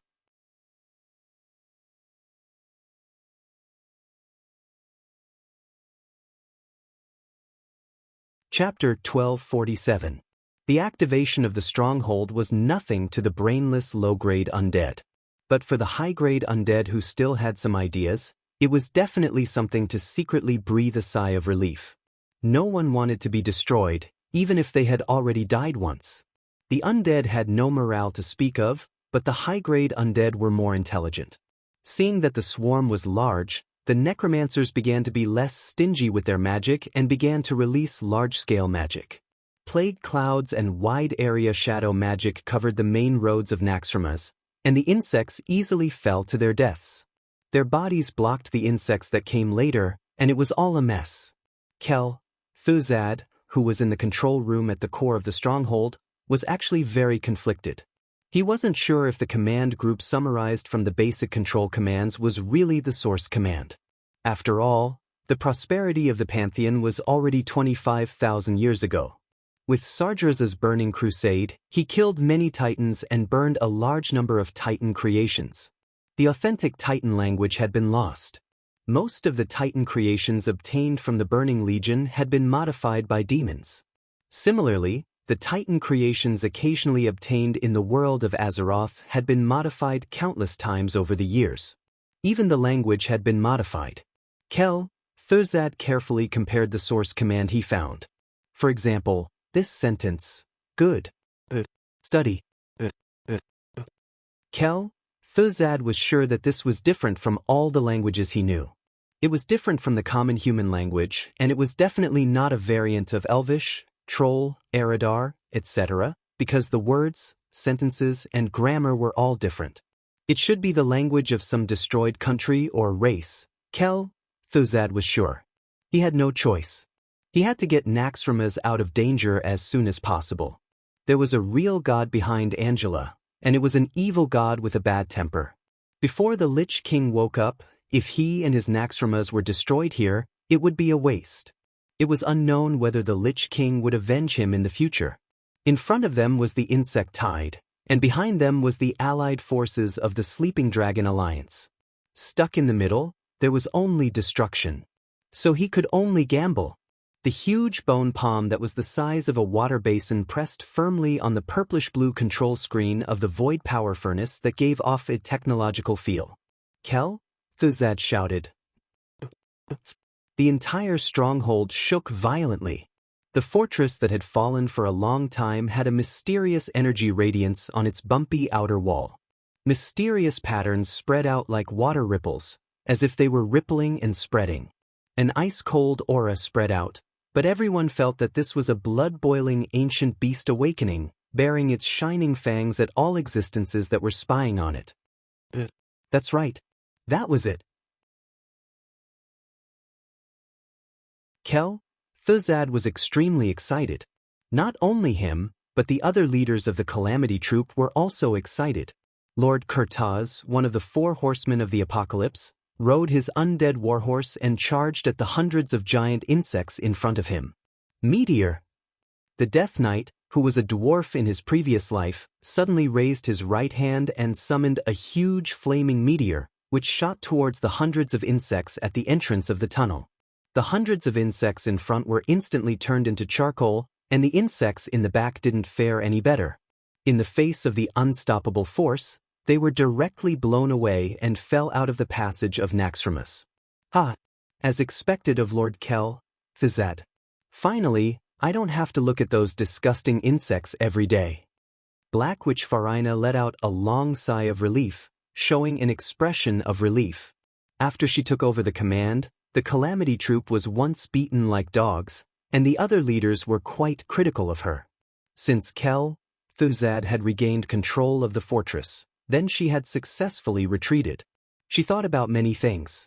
Although she had suffered a great loss in command, at least she hadn't collapsed. Maybe I can be promoted to the chief of a certain area with this achievement? Seeing that they were getting further and further away from the ground, The insects below became smaller and smaller. Seeing that they were about to escape the sea of suffering, Farina couldn't help but look forward to it.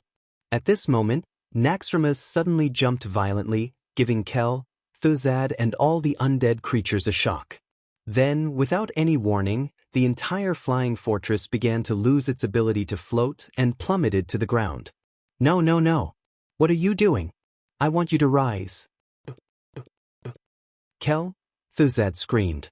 He quickly scanned the control panel with his scarlet eyes of the soul, only to see that on the control panel, almost all the data was normal. The only problem was that the system seemed to judge that he wanted to go down, not up.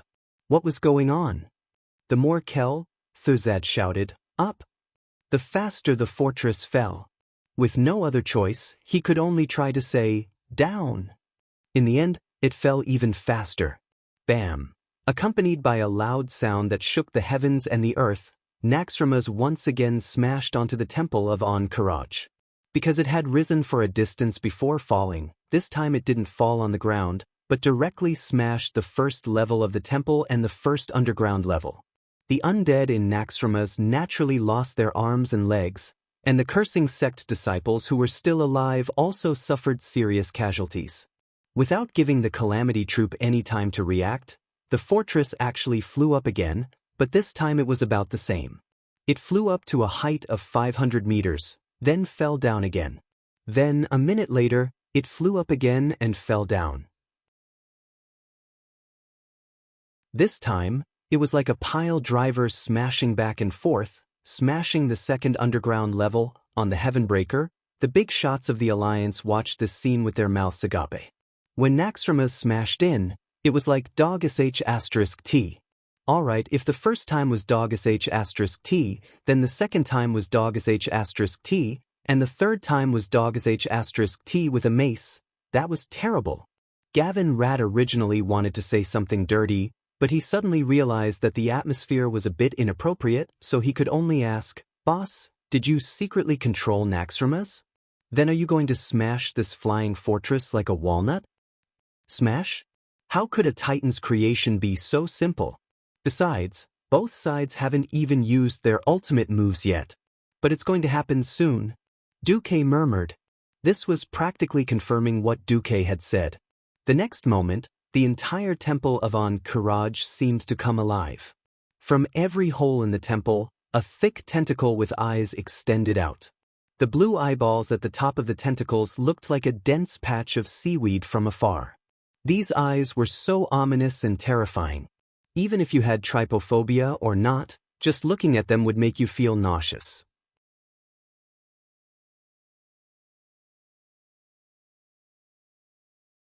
Chapter 1248. These giant eye tentacles were the eyes of the ancient evil god Thun, and also its tentacles. If these tentacles with eyes were treated as onlookers who came to watch the show, it would be hilarious. 3 seconds later, hundreds of giant eye tentacles widened their eyes at the same time. Rays of natural light, similar to a chain of lightning, shot straight into every passageway and hole in the outer wall of Naxxramas. Almost without a sound, tens of thousands of insects, together with their enemies, turned into ashes in this huge lightning-like electric net, turning into nothingness. Feeling the sudden high-energy reaction from below the temple, Thuzad was scared out of his wits. With all his strength, he forcibly injected his magic into the control system, trying to use his own magic circuit to connect with the control circuit of the Titan's power furnace. Get up! Get up! This kind of violent cracking was something Thuzad had always avoided. After all, he didn't know what the consequences would be if he connected his magic circuit to a power furnace with such a huge energy requirement. Perhaps he would gain control of the system, or the power furnace would drain his magic in reverse. This was another big gamble. He didn't know if he had gambled correctly or lost. Anyway, the whole of Naxxramas rose slowly for the 4th time. However, this time Thun should be furious, and it was not going to let go of this fortress that had provoked its divine power again and again. What's more, the fortress itself had the Titan aura that it hated. If it couldn't enslave the Titan creation, then it would completely destroy it. In less than 3 seconds, A huge red beam of light with a diameter of at least 50 meters shot straight up from the ground, broke through the thick rock layer, and shot straight at Naxxramas, who had just flown up. Thuzad was so scared that his teeth almost broke. He no longer cared about holding back. This time, he crushed a peculiar rune stone that he took out from his interspatial bag. Originally, this treasure, which was personally given to him by Lich King Arthas before he fell asleep, should have been his last resort. Unfortunately, he could no longer hold back. An incomparably gorgeous white light suddenly poured out of the suspended fortress. Bystanders could see from afar that huge clusters of ice were surging out of every window, every passageway, and every hole on the outer wall of the fortress that had been blasted open. In less than 1/100th of a second, these ice clusters formed an incomparably dense forest of icicles, and within 1/10th of a second, the entire fortress was wrapped in ice like a ball. This was a big move that was completely beyond the imagination of mortals. Perhaps only such a move could withstand the terrifying blow from Thun. The special skill, like the frozen tomb, collided with Thun's dark flash in midair. At that moment, the entire sky of Silithus seemed to flicker with the brilliance of the laws and elements. The clouds in the sky were instantly blasted apart. Even so, on the dissipating clouds, everywhere that could be projected, there were still dense purplish-black flame patterns appearing.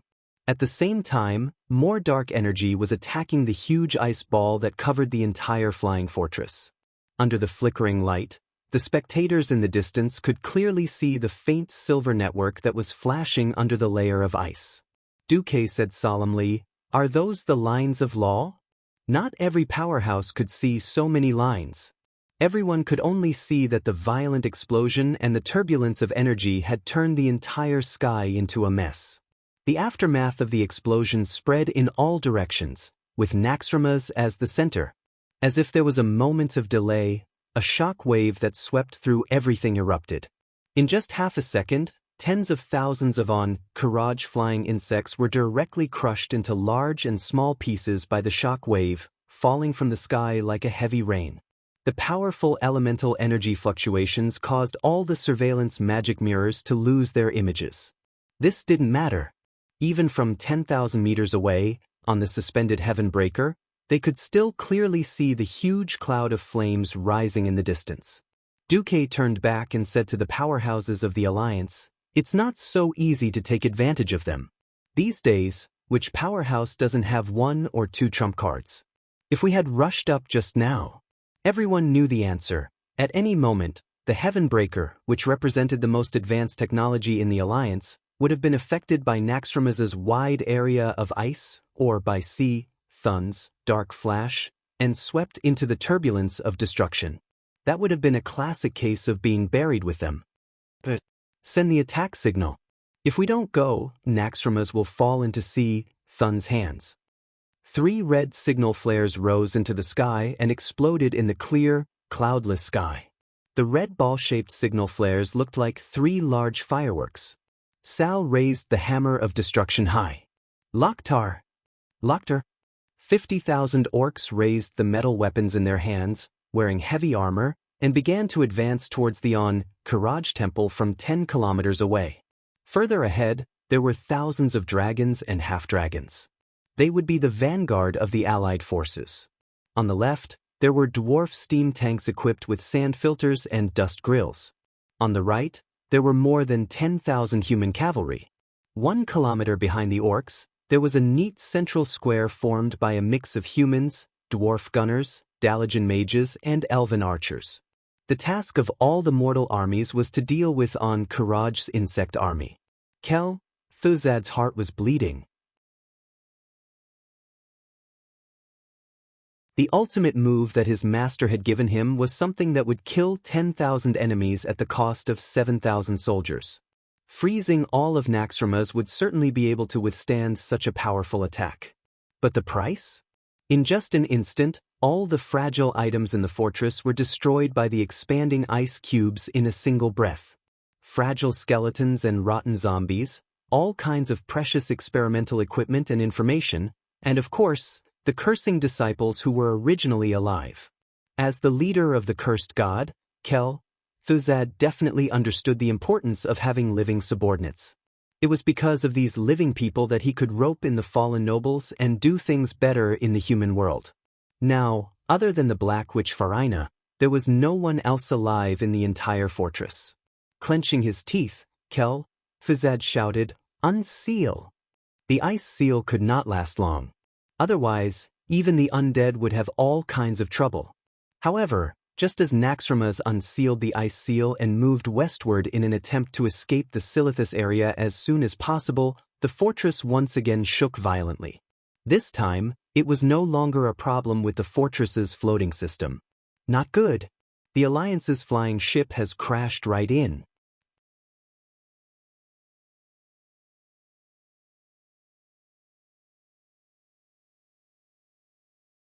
Chapter 1249. Be careful. Duque warned as he watched the Alliance's powerhouses split into two groups. This was the enemy's territory. Even if they had the upper hand in the early stages, they could never be too careful. Duque didn't specifically say anything to his women. He had already said what he wanted to say last night. He and Aurelia were lovers as well as like-minded comrades. Petty words of love were not suitable for them.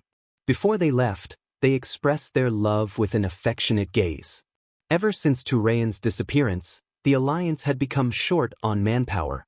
After racking his brains, Duque finally decided on the teams. The ones going to the structure area were Magni, Gavin Rad, Benedictas, Aurelia, Sasha, Edwin Van Cleef, and Alicia. The ones going to the military area were Tyrion, Liadeline, Korea, Tyrant, Sylvanas, Vanessa, and Jaina. Including Duque, who had gone into the spider zone alone, there were exactly 15 of them. The rest were either defending the Alliance's territory or supporting William's side. Sigh. My 40-man hero team. Who knew when he would be able to gather an all-star hero team again? Shaking his head to get the terrible reality out of his mind, Duque turned and set off. On his retina, Duque's vision had completely changed. Unlike the other heroes who advanced slowly and cautiously, Duque was simply unrestrained. After such a long period of observation and attaching all kinds of magical gadgets to the unprepared insects, and even the undying, the three-dimensional map of Naxxramas had long been imprinted in Duque's mind. Although he had also given Jaina and Alicia a copy, the two female spellcasters clearly didn't have such a heaven-defying positioning ability as Duque. When mainstream spellcasters used flash, they would at least see that the foothold was empty before they dared to flash there. Duque wasn't the same. He directly scanned the area and confirmed that it was safe. He didn't care if there were obstacles on the road or if there were visual shielding. Moreover, Duque was very sneaky. He flashed to a blind spot that even the undead couldn't detect, or to the top of a tall building. Of course, he also avoided the spider webs that covered the entire area. Don't underestimate those cobwebs that seemed to be gathering dust in the corner. That was because every small spider here was a descendant of the boss of the spider area, the giant spider, Meisner. This humongous female spider the size of a small mountain was the ancestor of all spiders, as well as their ruler. Any foreign existence, as long as it was not from the spider area, would be discovered immediately. Except for if Farina the Black Witch was still here, she might have sensed the strong arcane waves caused by Duque's high-speed flash. Unfortunately, Farina had been transferred to the central control area. Meisner, who relied too much on his physical senses, did not notice Duque's arrival. This was because every time Duque paused, the tip of his foot would step on a rock that wasn't covered by cobwebs, or even a protruding candlestick or even a torch. To mortal guards, if a torch suddenly went out somewhere, it would definitely attract attention. But spiders were different. Candlesticks that were always lit were places that the spider webs couldn't touch. Small spiders wouldn't go there either. But the necessary candlesticks were necessary for the followers of the cursing sect. This was because most of them were living people, not undead creatures that used their souls to see the way. This was where the blind spot was. Meisner's lair was a huge cylindrical tower with a diameter of at least 100 meters. It was unknown where the pitch-black top led to, and the deep hole that was covered by dense and crisscrossing cobwebs seemed to lead to hell. Strange purple square boulders with golden decorative lace almost covered the entire cylindrical tower tightly. The only entrance was a huge gap that was 2 stories high, and about 3 trucks could pass through it side by side. That was for the giant spider, Meisner, to enter and exit, but usually, the entire gap would be covered by 3 layers of cobwebs. Logically speaking, no creature should be able to bypass Meisner's senses and enter his lair without making a sound.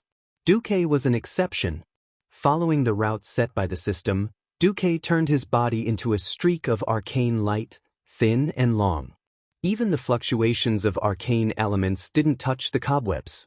In the next instant, Duque had already flown above Meisner's body. At this moment, this giant female spider was just like Duque's impression of it.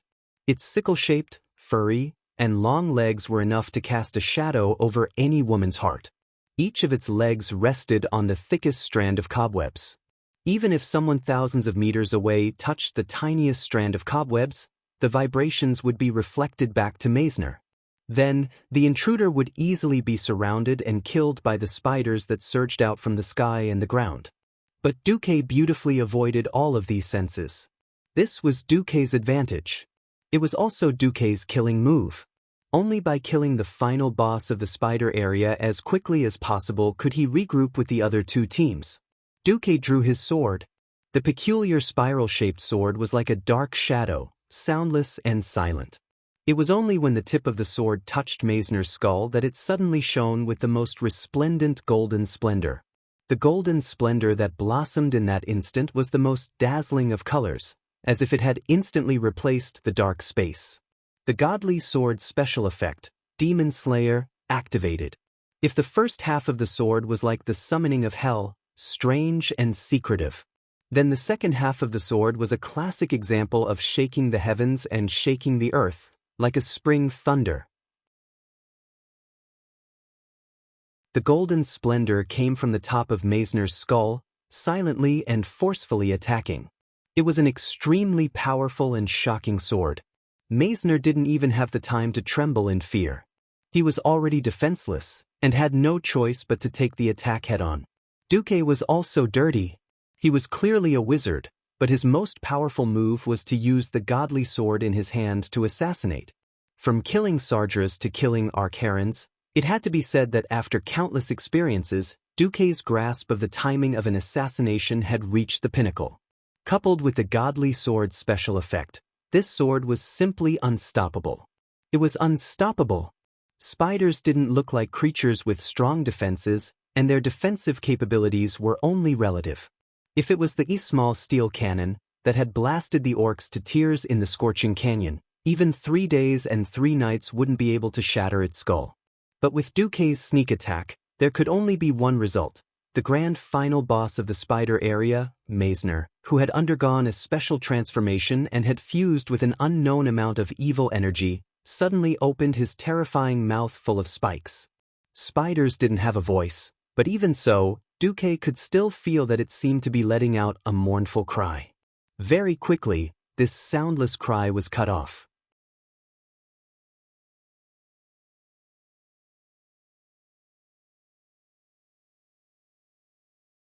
Chapter 1250.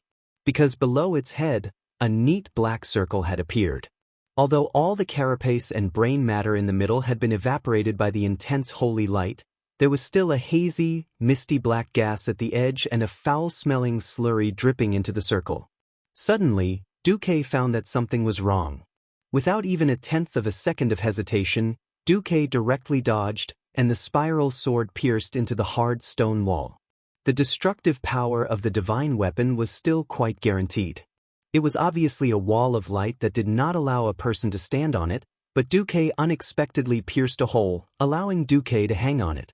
Meisner's expression changed. The surrounding dark power was constantly replenishing Meisner's body. The source was the fortress itself. The dark power was injected, and a magnificent and strange red color appeared. Duque watched dumbfounded as Meisner's dark back turned scarlet, and the joints of each of its legs grew red barbs in the shape of peppers. What was more exaggerated was that its body had swelled up a size. For a moment, Duque thought that Meisner was going to come back to life. After all, this was the undead's fortress, Naxxramas. If it was originally a living being, Duque would not find it strange at all if it suddenly came back to life.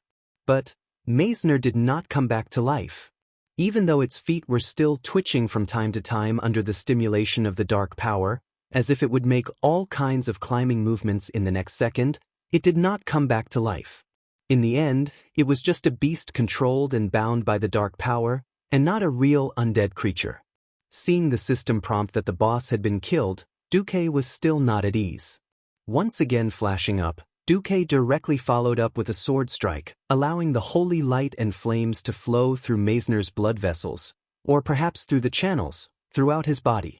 Seeing the huge spider burning and shrinking into a ball because of its nervous reflex, Duque was completely relieved this time. Pushing down the boss without looting the corpse was definitely a sin. When Duque burned the spider silk and opened a treasure chest that had been wrapped in it for an unknown number of times, Duque's heart was simply surprised, happy, and confused. To his surprise, Duque discovered a large number of high-quality spoils of war: twisted limb, digested silk robe, and radiant cloak. These 3 pieces of cloth armor were actually superior to the level of Mount Hyjal.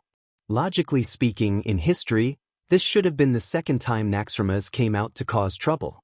Based on this deduction, it wouldn't be a level 60 in the game, but a level 80 Naxxramas. What puzzled Duque was that there seemed to be quite a lot of level 60 equipment. Then what the hell is this? The happy part was that Duque had discovered 8 fragments of the artifact, Atish, the legendary guardian staff, among the spoils of war. That was a chicken drumstick. Ever since Duque inherited Mediva's legacy, he had been thinking about this artifact staff. Duque's hands were trembling with excitement and ecstasy. However, Duque still suppressed his excitement. He thought of the scene where Naxxramas turned into a huge block of ice to block Thun's blow. If I'm not wrong, it should be the power of the Lich King that enhanced the monsters and the leader of the entire fortress. Then the other 2 squads are a little bit in danger. With this thought, Duque couldn't care about anything else. He put the spoils of war into his space bag, and then directly launched a continuous flush to leave. Just by injecting a shadow magic into the corpse of the big spider. At this time, Naxxramas was very lively. A large number of Zergs were killed by the ice seal just now. Even a large number of Doomsday Army soldiers were killed as well. However, the Skybreaker disregarded everything and stuck its head in. None of the undead knew that the huge golden eagle's bow was actually a ram. When the collision was about to occur, the eagle's beak stretched forward and easily pierced a large hole in the wall of the fortress that was already riddled with holes. When the collision stopped, the cannons on both sides of the Skybreaker were fully opened, plowing through almost everything that was a threat in sight. After putting down the hero team, the Skybreaker could still retreat on its own. Together with the Black Pearl and the other 2 flying battleships, it used ropes to drag Naxxramas and set up a cannonball formation. At a distance of 50 meters, which was almost 0 distance for a cannonball battle, they ruthlessly beat up Naxxramas. Not only that, but they also sent out the 101st Airborne Division, which was formed by a certain someone out of bad taste. This elite squad of dwarf gunners, human warriors, and paladins only had 300 people, but they were firmly rooted at the entrance of the fortress like nails, using the cannons as cover, leaving a path of retreat for the Alliance's strong squad. Farina, continue to command the fortress. Let the leaders defend their own areas and annihilate the invaders at the same time. I must control the fortress again. Kel? Thazad was a little flustered and exasperated as he used magic to inform Farina.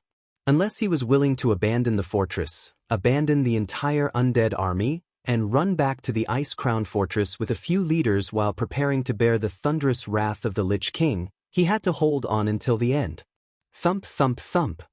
Like an inflatable fat man's abomination, it carried rusty iron chains and grappling hooks stained with dark red blood as it took heavy steps towards the Alliance's airborne division. Ready, fire.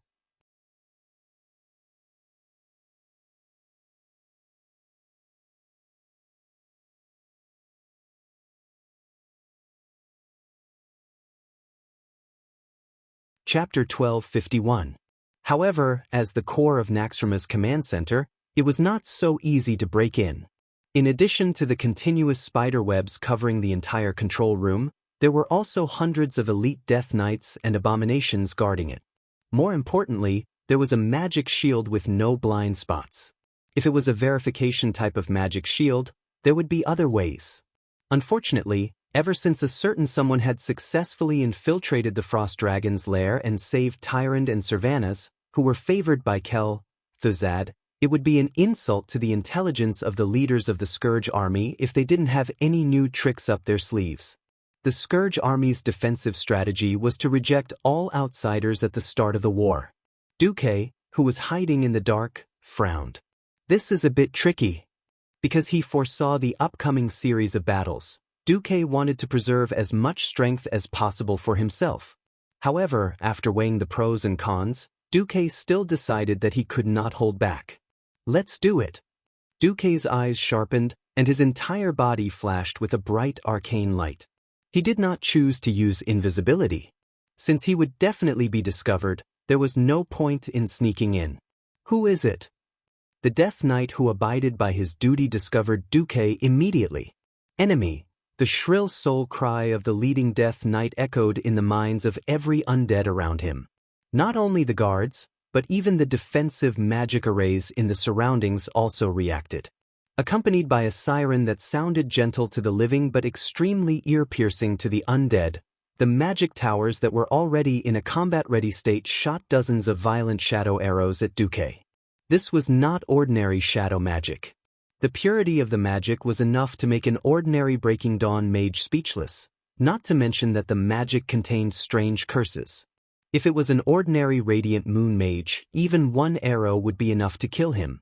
This scene of shadow arrow rain whistling towards Duque, with an unstoppable momentum that could destroy everything in its path.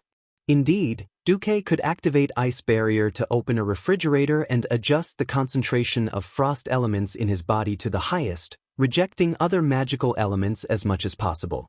But then, Duque made a decision that no one would have thought of. He maintained his high-speed sprint with long strides. Idiot! The Death Knight leader's face that had not completely rotted squeezed out a sarcastic expression. That was a bad plan. What a terrible plan. How could mortals resist such concentrated magic power with their flesh and blood? Even if it was Kel Thuzad himself, he wouldn't be able to take this wave of shadow arrow rain without using a powerful magic shield. Rumble! A loud explosion resounded, followed by the impact of the shadow energy.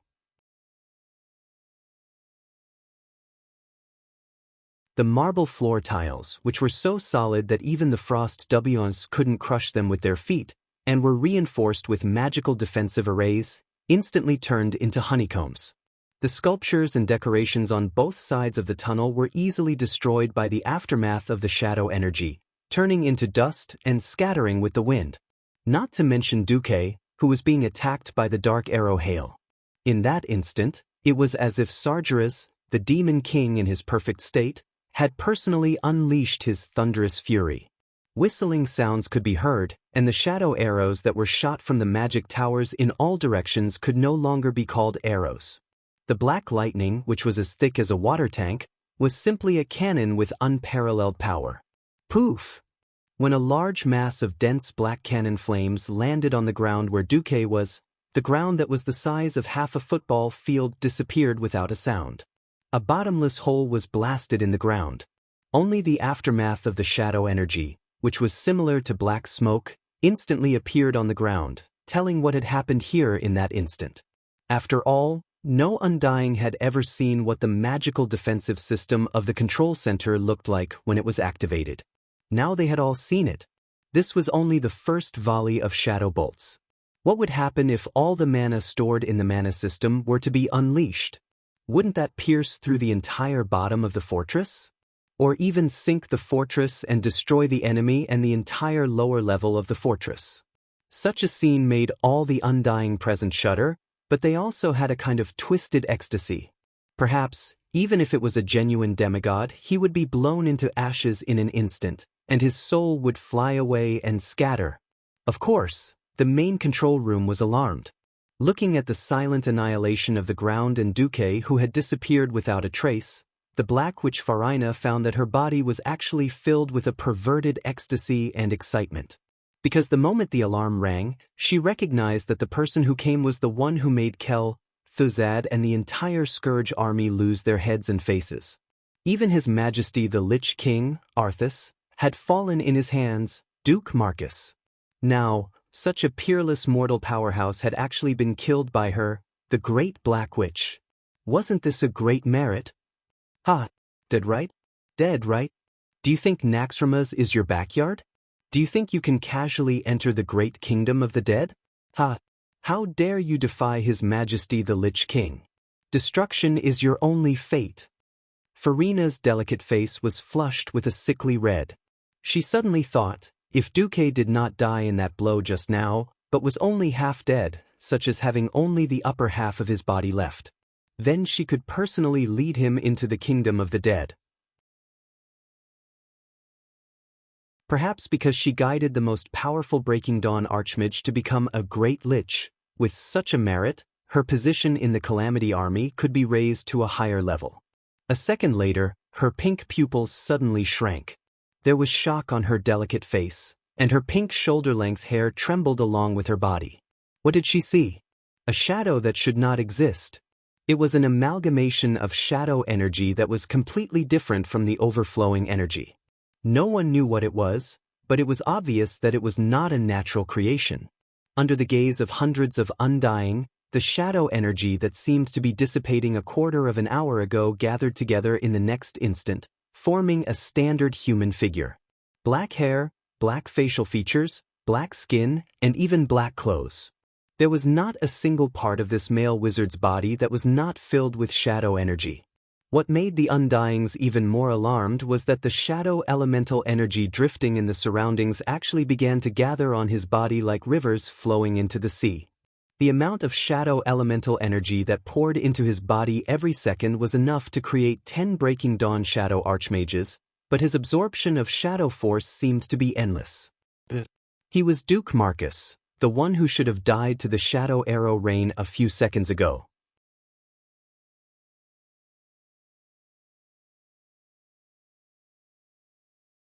Chapter 1252. Impossible! The Undyings who had wanted to watch a good show and pick up the bones of the strongest person in the Alliance to show off were all dumbfounded. That was shadow energy after all. Compared to the positive energy of life, holy energy, shadow energy was widely recognized as the power of the dead. How could Duque ignore such a terrifying rain of shadow arrows? And he himself had shadow energy that was so powerful that even a commander-level expert could only look up to. What was going on? Not just the Death Knights, even Farina, who was still in the control room, was dumbfounded. At this moment, she had completely lost the ability to speak. Duque retreated from his shadow form and returned to his original appearance. His expression was completely indifferent. He smiled faintly, swept his gaze, and slowly said, "What other tricks do you have? While I'm still standing here, I haven't made a move. If you want to deal with me, at least you still have a chance. Once I make a move, I'm afraid you won't have the chance to deal with me anymore." Deep in the enemy's formation, it was as if he was taking a leisurely stroll. Facing a siege, he treated the enemies as if they were nothing. What kind of spirit and confidence was this? For a moment, almost every member of the Scourge army who had a brain was trembling. The ghostly fire in the Death Knight's eye sockets flickered. Farina's alluring body trembled uncontrollably. "Thuzad, come to the main control room." Farina shouted in shock. But there was no response. The magical message that should have been transmitted to the outside world suddenly collided with a layer of purplish-blue arcane energy outside the main control room.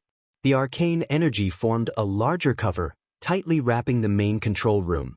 All the arcane elemental magic was absorbed by this cover. This was the crushing of a higher-level mystery over a lower-level mystery. As long as the level of magic did not surpass Duque, no one could use magic to send messages in such a limited space. "Meisner! Meisner! Sound the alarm! Hurry up and inform Kel." Farina grabbed a thick strand of spider silk in the main control room. As a leader of the spider area, she knew very well that as long as she pulled the spider's main stem, the big spider would definitely sense it immediately. However, even after pulling a dozen times, all of the fluctuations were like stones sinking into the sea, without a sound. Farina's heart sank. The door of the main control room suddenly collapsed with a loud bang. The huge and heavy thorium door landed on the ground, crushing the two Calamity skeleton warriors guarding the door into a pile of broken bones. Without hesitation, Farina cast Poison Arrow Rain with her left hand and Rain of Flames with her right hand. Both attacks were aimed at the gate. Logically speaking, this kind of terrifying poison magic was enough to instantly turn 50 hate beasts into a pool of pus. They would be finished in an instant, and not even their bones would be left. High-intensity flames also had a similar power. However, as one of Farina's few trump cards, these two spells were easily neutralized. Duque didn't even use any additional counterspells. He just stood at the gate and used Vast Ice Barrier to block the attack. Be it venom or flames, when these two spells blasted onto the shield, they were all swept aside by the ice tornado that moved in a clockwise direction. Duque even had the time to separate the poison from the flames and bounce them back. The venom, which emitted a strong stench, corroded all the mid-tier liches on Farina's left into lumps of unsightly bone mixture. The flames, which had dissipated quite a bit, burned the liches on her right into ashes. Even the ashes drifted away in the wind. Farina couldn't help but shiver. She had originally thought that if she could use the magic defense system to kill Duque, no, even if she succeeded, she would become a great hero of the Calamity army. Dreams were beautiful, but reality was cruel.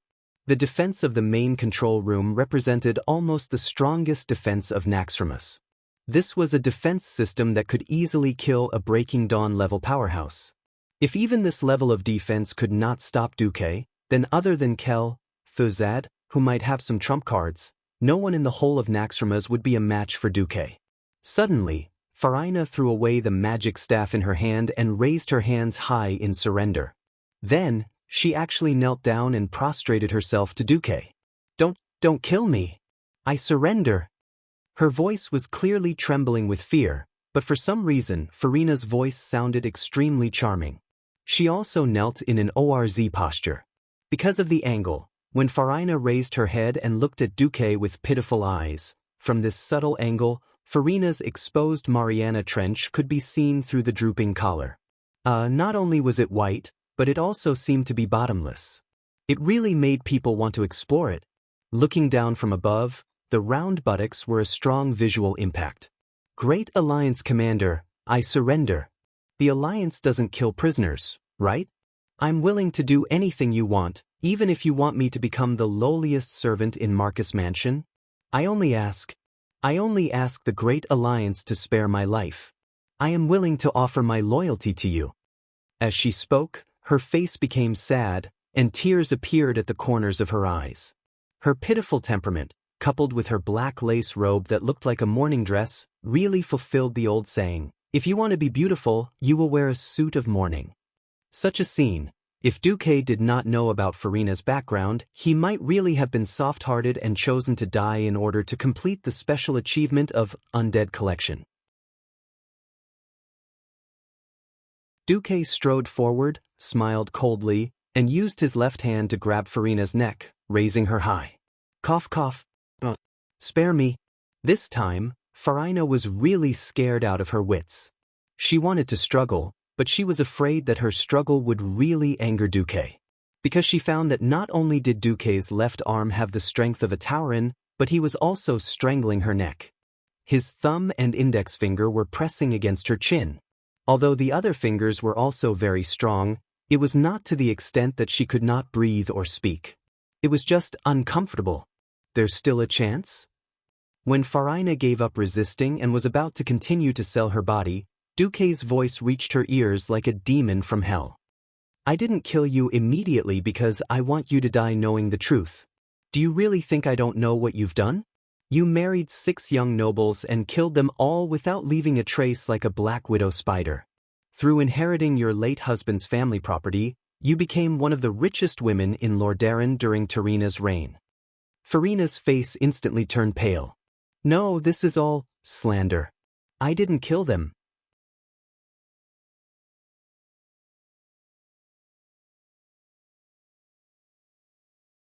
Chapter 1253. Ha! Duque looked at Farina as if she was retarded. His black eyes, which seemed to be able to see through all the secrets in the world, made Farina feel guilty. No. It's true. They all died in accidents. Yes, accidents. That's true for people in this era. Otherwise, you wouldn't have changed 6 husbands in a row. So many people couldn't find anything wrong with you. Duque smiled. I have to say, when it comes to patience and creativity in killing, I really can't think of anyone who can compare to you. Farina's body trembled violently. For a moment, she wanted to use all the magic in her body to fight to the death. But she immediately realized that Duque's hand not only choked her neck, but also sealed all her magic circuits. Now she really became a weak woman who couldn't even fight a chicken. She could only continue to act pitiful. Your first husband actually had epilepsy. He would occasionally rush into the water by himself. You didn't use any magic. You only used a lot of psychological hints when he was asleep to induce the disease. As a result, he jumped into the river and drowned 3 days after the wedding. Farina trembled all over. Although she didn't know what epilepsy was, it was indeed a symptom. Your second husband was very fat. In fact, he always had high blood pressure and high blood cholesterol. So, when you got engaged, you kept rewarding him with a lot of cheese and high-fat food. As a result, he fell ill less than a week after the wedding. I didn't even touch your body before I died. Yes, for people in this era, there's no cure for heart disease caused by blood vessel blockage. Duque continued to tell them one by one.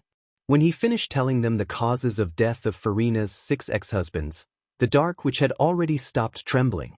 If it weren't for her weak breathing, anyone would think that she was already a dead person. She knew that Duque would never let her go. Although Duque was known as the enemy of the queen, and almost all the queens in the world were rumored to have an affair with Duque, even if it was just a rumor, it still reflected how picky Duque's taste was. She was of low birth and had killed 6 husbands. With Duque's taste, how could he covet her beauty? It was laughable that she had thought that she could make Duque fall head over heels for her by surrendering and selling her beauty. She even thought that he would hand over the power of the alliance to her. Men conquer the world, women conquer men. This was an iron rule that she had tried and tested thousands of times. This time, it really hit a steel plate and directly smashed it into pieces. In the end, Farina asked, I want to know what happened to Meisner? Duque smiled without saying a word. He simply tossed out a huge mandible from his interspatial bag. The mandible was still stained with fresh blood.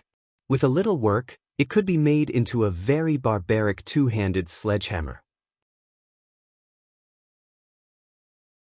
It was the same in history, because that level 213 epic grade hammer was called mandible. Farina was in despair. Completely and utterly in despair. She really could not imagine that Duque could actually silently kill off such a powerful beast leader who was the best at scouting. No wonder he could save her from under Kel Thuzad's nose. It turned out that the Scourge Fortress, Naxxramas, was like his own backyard in Duque's eyes. Without the hope of survival, the last layer of shame was torn off. Then there was no need to hide their hostility. Farina screamed hysterically, It's useless for you to kill me. My soul will return to the Lich King. Next time, I will return as the most powerful Lich. But remember, you ruined my beauty. You forced me to become a dirty and ugly undead. I will make you pay for this 1,000 times over. Ah, noisy. Duque snorted coldly. The dark witch could no longer speak. Her whole body was tightly wrapped in an even darker shadow power. The shadow power, which was shaped like a large black egg, frantically poured into her body. She resisted, but the shadow power still forced its way into her body. It was impossible for her body to withstand such a huge amount of shadow energy. In less than 3 seconds, her body had completely melted into the shadow energy. The evil dark witch Farina was dead. This was not the end. However, things did not go as she wished. Her soul returned to the Lich King's flag, waiting for the Lich King to wake up and grant her a new life. Then she would become a powerful lich like Kel, Thuzad. Soon, a cold wind accompanied the soul. The next moment, Farina's soul emerged from the shadow power.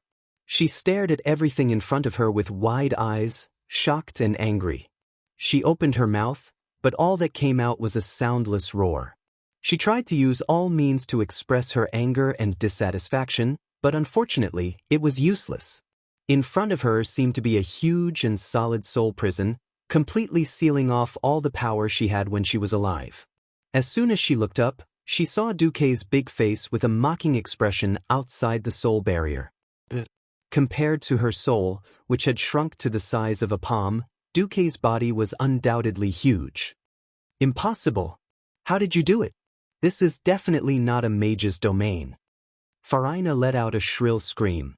According to the decibel, Farina's scream had already reached the level of Banshee's wail. Unfortunately, this was a soul prison that Duque had created.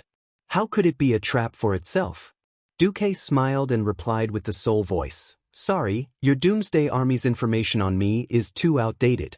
Didn't anyone tell you that I obtained shadow power because I received Archimonde's Finger of Death in the Battle of Mount Hyjal? As for the fact that Duque had become a Void Lord in the ancient war, the Burning Legion would not have exposed it if Duque had not mentioned it. Cultivation, who was deeply ashamed, would not have exposed it to Nizol, who was still a pitiful soul slave at that time.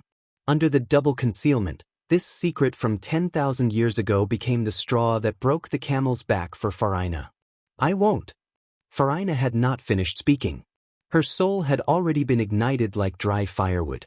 Her soul should not have felt anything, but she felt that the temperature of her body was rising rapidly, and a burning sensation spread throughout her body. She subconsciously took off her spiritual outer clothing, but even when her clothes were taken off, she did not feel the slightest drop in temperature. On the contrary, Farina felt as though her soul was being roasted in the mouth of an erupting volcano. The high temperature seemed to be able to burn her soul to ashes at any time and completely destroy it. No, Farina's soul screamed with all its might to vent the pain that came from the depths of her soul.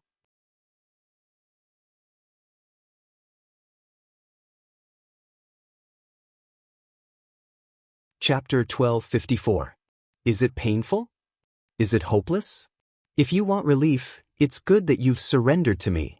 Duque stretched out a finger and easily broke through the soul barrier, gently poking Farina's spiritual belly. The shrunken soul of the black witch was now the size of a Barbie doll. Her entire body was burning with soul flames, and she instinctively wanted anything that could save her. Just like a drowning person who was on the verge of death, she would grab hold of anything that could save her. Farina immediately felt the cold breath from Duque's little finger. Without hesitation, she hugged it. The scene looked very strange. A doll-like soul of a beautiful woman hugged a pillar-like little finger, greedily seeking the cold breath from it. Are you using my finger as a pillow? Duque teased. But the next moment, Duque retracted his finger. Farina's soul crashed miserably against the soul barrier, and once again fell into the flames of soul punishment. She could not help but let out another painful scream and moan. Black Witch, surrender to me, Duke Marcus. Otherwise, you will suffer in this eternal flame for at least 10,000 years. 10,000 years? No, spare me, I can't go on for another minute. Farina, who had turned into a little soul, cried and shouted. She decisively gave up what little restraint she had left. Was she a vicious woman? Otherwise, there wouldn't have been those classic 6 murders. Was she a person of strong will? She had strived to enter the upper class and enjoy the most extravagant life. She had never been someone who could endure hardship. After realizing that her soul could no longer escape, and that she had no choice but to endure the most terrifying soul punishment, the only thing she could do now was to shake at the master of this prison, the master of Duque, who also controlled her soul. But pity. Duque stuck his finger in again. The doll-like Farina hugged Duque's little finger and kissed it madly. She couldn't wait to show Duque her most precious thing. Of course, she was not referring to her delicate body that had seduced countless young male nobles from the Rotterdam. Instead, she was referring to the information about the Calamity Army. Of course, Duque could use the soul-searching technique. The problem was that the soul-searching technique could only be used when there was a huge difference in soul power. It was very easy for a leader to make a mistake. For example, if the other party's willpower was strong enough, it was very likely that they would obtain nothing, or perhaps they would obtain a fragmented piece of soul information. For example, even if Arthas killed his own master, Uther, he would not be able to do anything to Uther's soul. Therefore, making the other party yield was the most ideal. Duke Marcus, I, Farina, beg for your mercy. Please allow me to become your loyal soul slave. At your service. I will burn them for you. The doll-like Farina hugged Duque's finger, yearning for the cold touch. At this moment, after she poured out everything she knew that there was no turning back. No matter what the reason was, Kel, Thizad and the Lich King Arthas would not spare her. Because what she had given him was the secret list of the cursing sect's spies in the Alliance. Consciousness. All right, you shall be my elemental emissary. This time, Duque was really satisfied. Praise you. Great master. Farina opened up her soul, allowing Duque's shadow power to invade every corner of her soul. Now, the only thing she desired was to be completely conquered by him, to satisfy her empty and frightened soul. Because of betrayal, she desired a stronger backer and stronger power. It sounded very ironic, right? However, as the shadow power continued to pour in, Farina's previous pursuits and misgivings about the Calamity Army had all disappeared from her mind. She was like the most loyal hound, longing for the orders from her master. As the shadow power strengthened her soul, she moaned in agony, praying for the arrival of the master's orders that symbolized happiness. When Farina came back to her senses, she found herself back in the main control room, facing dozens of flashing magic mirror screens. Duque was still standing in front of her with a smile. She raised her hands in shock and found that her body was still there. I'm fine? Farina asked herself in shock. The next second, she realized that her body had changed. She was still breathing. She was still alive. However, the thing that kept her alive was no longer her heart and brain. It was the shadow energy lurking in her heart and every bone in her body. Apart from her life signs, she was already a shadow elemental life form in her bones. Moreover, at least half of her soul was in Duque's hands. She could clearly feel this. Suddenly, her body trembled. Her mouth twitched, but she still lowered her head and said to Duque, Master. You know what I'm going to do, right? The Dark Witch was very smart. She immediately understood. I can't order commander-level beings. Duque didn't mind. As long as all the other troubles are gone. Understood. The Dark Witch took a deep breath and turned around. She was once again the temporary commander of Naxxramas. All undead, pay attention. We must gather our forces and drive out the Damn Alliance in one fell swoop. 3rd Death Knight Squad, hurry to E3. 5th Abomination Squad, go. Farina methodically ordered all of Naxxramas' troops to gather in the direction of the Skybreaker. At first glance, there seemed to be nothing wrong with her command. But when you considered that she had even sent away the troops that were fighting with the 2 Alliance powerhouses, it was a bit of a joke. Damn it. What's going on? Is that stupid woman just going to let those Alliance powerhouses come and go? The Death Knights who were about to snipe Magni and the others couldn't help but curse. Follow orders. Copies. Aren't the 4 Death Knights guarding the military zone? The Death Knights were all knights and even holy knights when they were alive. They had inherited their martial arts and military discipline. No matter how unwilling they were, they still chose to follow orders. In the end, the Alliance heroes saw the surging undead army retreat like the tide. What the hell? Magni muttered. The powerhouses all looked at each other. At this time, the alliance near the Skybreaker had a deeper understanding. When the Skybreaker's captain, Justin Barrett, saw that the enemy had gathered almost all of their forces here, his face turned green. Who knew that in the next moment, Naxxramas would change drastically?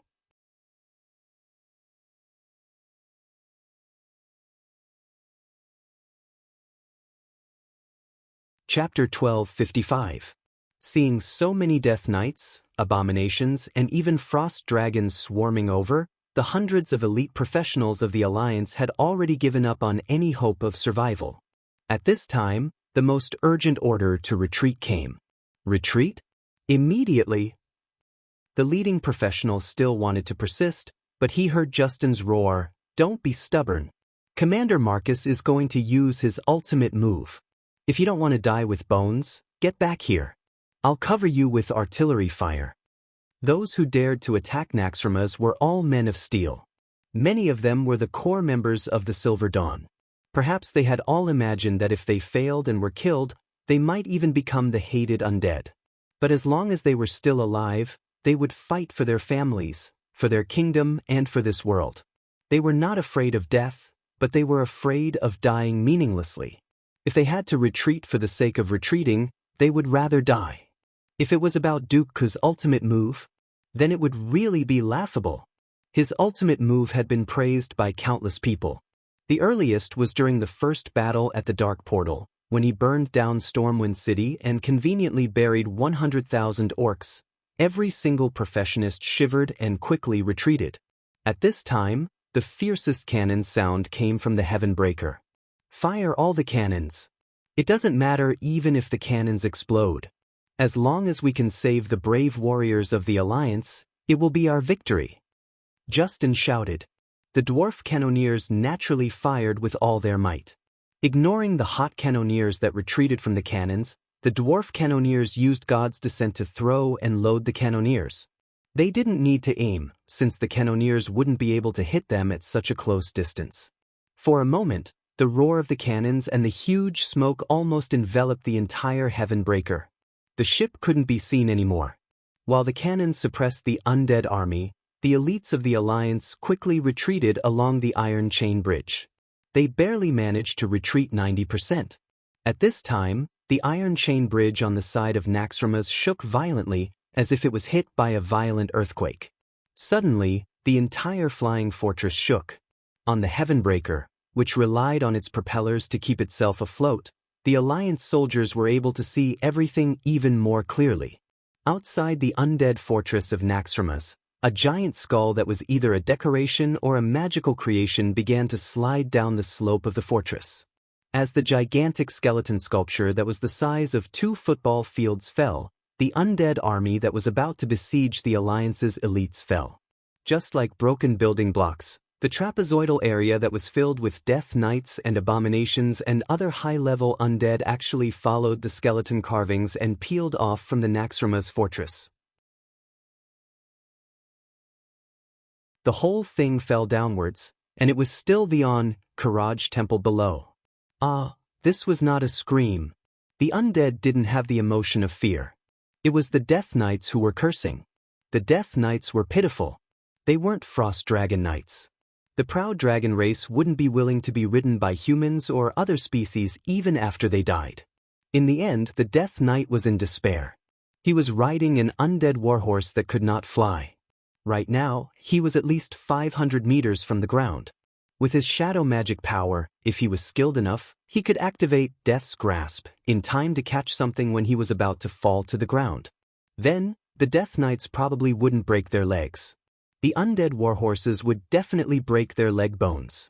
As for the abominations, they could only pray for themselves.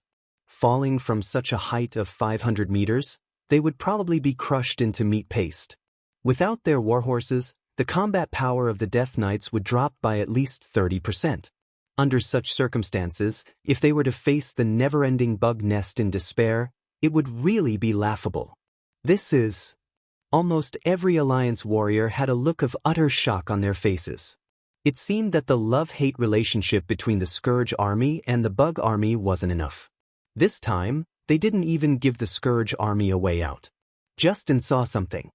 he said vaguely but mysteriously, it seems that the Heavenbreaker will have to come to Naxxramas often in the future. In the main control room, curses came from almost every communication circuit, as well as reproaches from the 4 horsemen of the apocalypse. However, Farina ignored all of them. In the name of the commander, she pulled all the remaining troops of the Scourge army to the edge of the area, and then stripped the entire building area in the name of damage to the area. The entire stronghold was quiet. Farina knelt down, prostrated herself on the ground, and said in the most respectful tone, "Great Master Marcus, now except for the spider eggs that have not yet hatched in the spider area, and a small number of remnants who refused to obey orders just now, the stronghold is relatively clean." Duque suddenly wanted to laugh. Laugh if you want to laugh. Ha, ha. Duque's arrogant laughter echoed throughout the entire main control room. At his feet, Farina shivered and could only put on a smile. Because she really couldn't figure out what this new master, who seemed to take every possibility into account, was thinking. This time, Duque really made a profit. Originally, he thought that Kel Thuzad would most likely give command to the 4 horsemen of the apocalypse. Unfortunately, there weren't so many hypotheses in the world. If it weren't for Kel Thuzad seeing that Farina was the backbone of the cursing church and one of the few rational high-ranking leaders, the command of Naxxramas would not have fallen into her hands. In terms of pure commanding ability, the 4 horsemen of the apocalypse were much stronger than her. Because the Death Knights were destined to be loyal to Arthas. Kel Thuzad was loyal to the Lich King, but he also had his own little calculations. It was just that now he had shot himself in the foot. As expected, Kel Thuzad's exasperated voice suddenly appeared in the main control room along with his projection. That was true. If Kel Thuzad couldn't sense such a big thing when several building areas of the stronghold fell off, then he wouldn't be worthy of being called the Lord of Naxxramas. Farina! You idiot! What did you do? Almost as soon as the projection of the Great Lich appeared, Farina was like a frightened rabbit, hiding behind Duque with incomparable agility. She didn't have the guts to lie on Duque's back or pull on Duque's cloak. She just knelt on Duque's back, trying to make her existence as small as possible, hoping that Kel Thuzad would ignore her.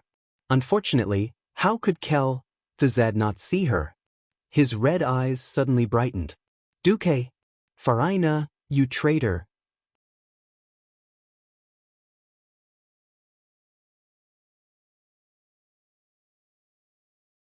Chapter 1256. Chairman Kel's sharp scream made Farina's body tremble like a pendulum. She looked up at Duque, her voice full of pleading. Master! She was not disappointed this time. Duque flung the brilliant cloak in his hands. The purple cloak with yellow trimmings covered Farina's shoulders. Duque's gaze was still full of disdain, but the meaning was clear. Although you are despicable and I look down on you, since you are working for me, I will still protect you. For some reason, Farina suddenly felt a sense of peace. At least this new master did not burn the bridge after crossing the river. He forced her to cheat her old boss, the Scourge army, and then heartlessly abandoned her. Farina, you bitch! I knew you were unreliable. I should have killed you long ago and destroyed the beauty you are so proud of, so that you would give up and work for the Scourge army. Kel Thuzad's words were full of viciousness and cruelty, and the Black Witch's heart trembled. However, he changed the topic. Duke Marcus, you are indeed a lady killer. I didn't think. Duque was embarrassed. Wait, you said I cheated you, I admit it. But don't make it sound like I am so hungry that I can't be choosy. Kel Thuzad, Farina. At this moment, Farina only wanted to find a hard piece of black bread to knock herself to death. She, who boasted of her beauty and mingled with the nobles of Lordaeron, was belittled for the first time. But she could not refute it. Firstly, Duque was her absolute master, and secondly, Duque had good taste. So, comparing oneself to others would only make one angry. She was so bitter that she could not vent her anger. Even if she had internal injuries, she could only continue to hold it in. Because she still needed Duque's protection. Of course, Duque did not care about the Black Witch's feelings. His face was full of sarcasm. Kel, Thuzad, put away your boring threats. You'd better stay on the upper floors. Once I'm done with your lackeys, it'll be your turn. With that, Duque waved his hand and Kel, Thuzad's shadow disappeared. After a second, Duque turned to Farina and said, "All right, Kel, Thuzad has already sent word of your betrayal back to the Ice Crown Fortress. As soon as Arthis wakes up, she'll receive this good news immediately." This was the so-called way of controlling his subordinates and the heart of an emperor. He knew that Farina wasn't a good person, but he still accepted her. Of course, it was impossible that he didn't have a backup plan. What Duque was doing now was the same as when he took in Majordomo Executus in the Molten Core. Regardless of whether he was sincere or not, as long as he cut off his path of retreat and left behind a super archenemy that could destroy him at any time, as long as his archenemy was not reduced to ashes, he had to maintain his loyalty to Duque. In the face of Duque's coercion, how could Farina refuse? Not only did she kowtow loudly, but she also passionately kissed Duque's boots. Well, only the lowliest subjects, or serfs, who had committed a crime, would do this when they bowed to their lord. In the past 5 years, after Terina's death, this sort of thing was no longer popular in the alliance. Duque didn't refuse Farina's bow. He couldn't let his guard down when dealing with a black widow like this. It wasn't that he couldn't reward her with a sweet date after a slap, but he couldn't be too quick. Duque grabbed her long pink hair and said, "All right, there's nothing for you to do here. Go back to Karazhan and listen to Khadgar. I'll call you if I need anything." Duque directly opened a portal and threw Farina in. Then, he gave Khadgar a few instructions and turned his attention back to the main control room. Duque entered a series of commands on the control panel. Up, down, left, right, Alibaba. This series of commands made Duque sigh. Normally, before he transmigrated, only uncles in their 30s would know this series of commands even without Google. Of course, this series of commands still faithfully fulfilled its purpose. Suddenly, the entire main control room flashed, and all the undead language was erased. Instead, a line of even more ancient and sacred words appeared on the screen. This was not an exaggeration. Indeed, every special word and symbol exuded the power of holy light. After all, this floating fortress was a Titan creation left behind by the Pantheon. If it were anyone else, they would probably be at a loss. However, Duque, who had been to the ancient war and had secretly seen a lot of valuable first-hand information from the Burning Legion, could easily use the system to translate it. Please enter the verification code for the ultimate permission rewrite. If it were anyone else, they would definitely be at a loss. But Duque knew what it was. A permission could only be overwritten by a higher permission.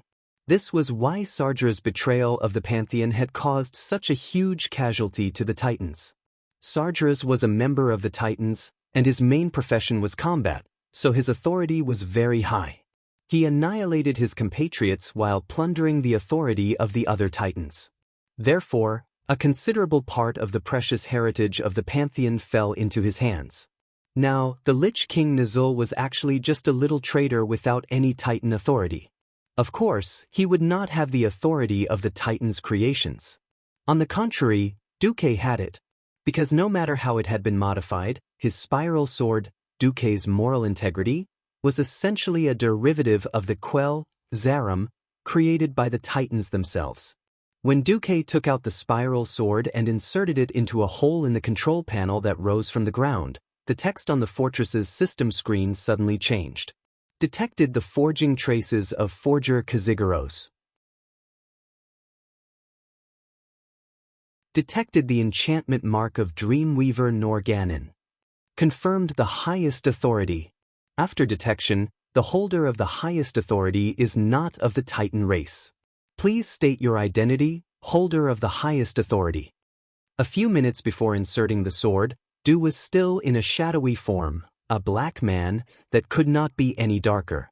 Now, Duque's whole body was bathed in golden light. At first glance, he looked like the most holy saint. Duque began his performance in the Titan language analyzed by the system with an incomparable tone of a charlatan.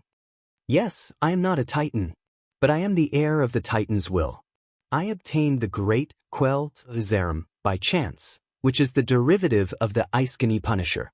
From this moment on, I understand my destiny. I am willing to inherit the will of the great Pantheon and protect planet Azeroth for the Pantheon. And I solemnly promise that as long as any Titan from the Pantheon except the traitor Sargeras comes, I will unconditionally hand over the highest authority of this fortress. You're tuning in to the Wang Lin's Journey YouTube channel. Don't forget to subscribe and join us on this journey to catch the most captivating stories.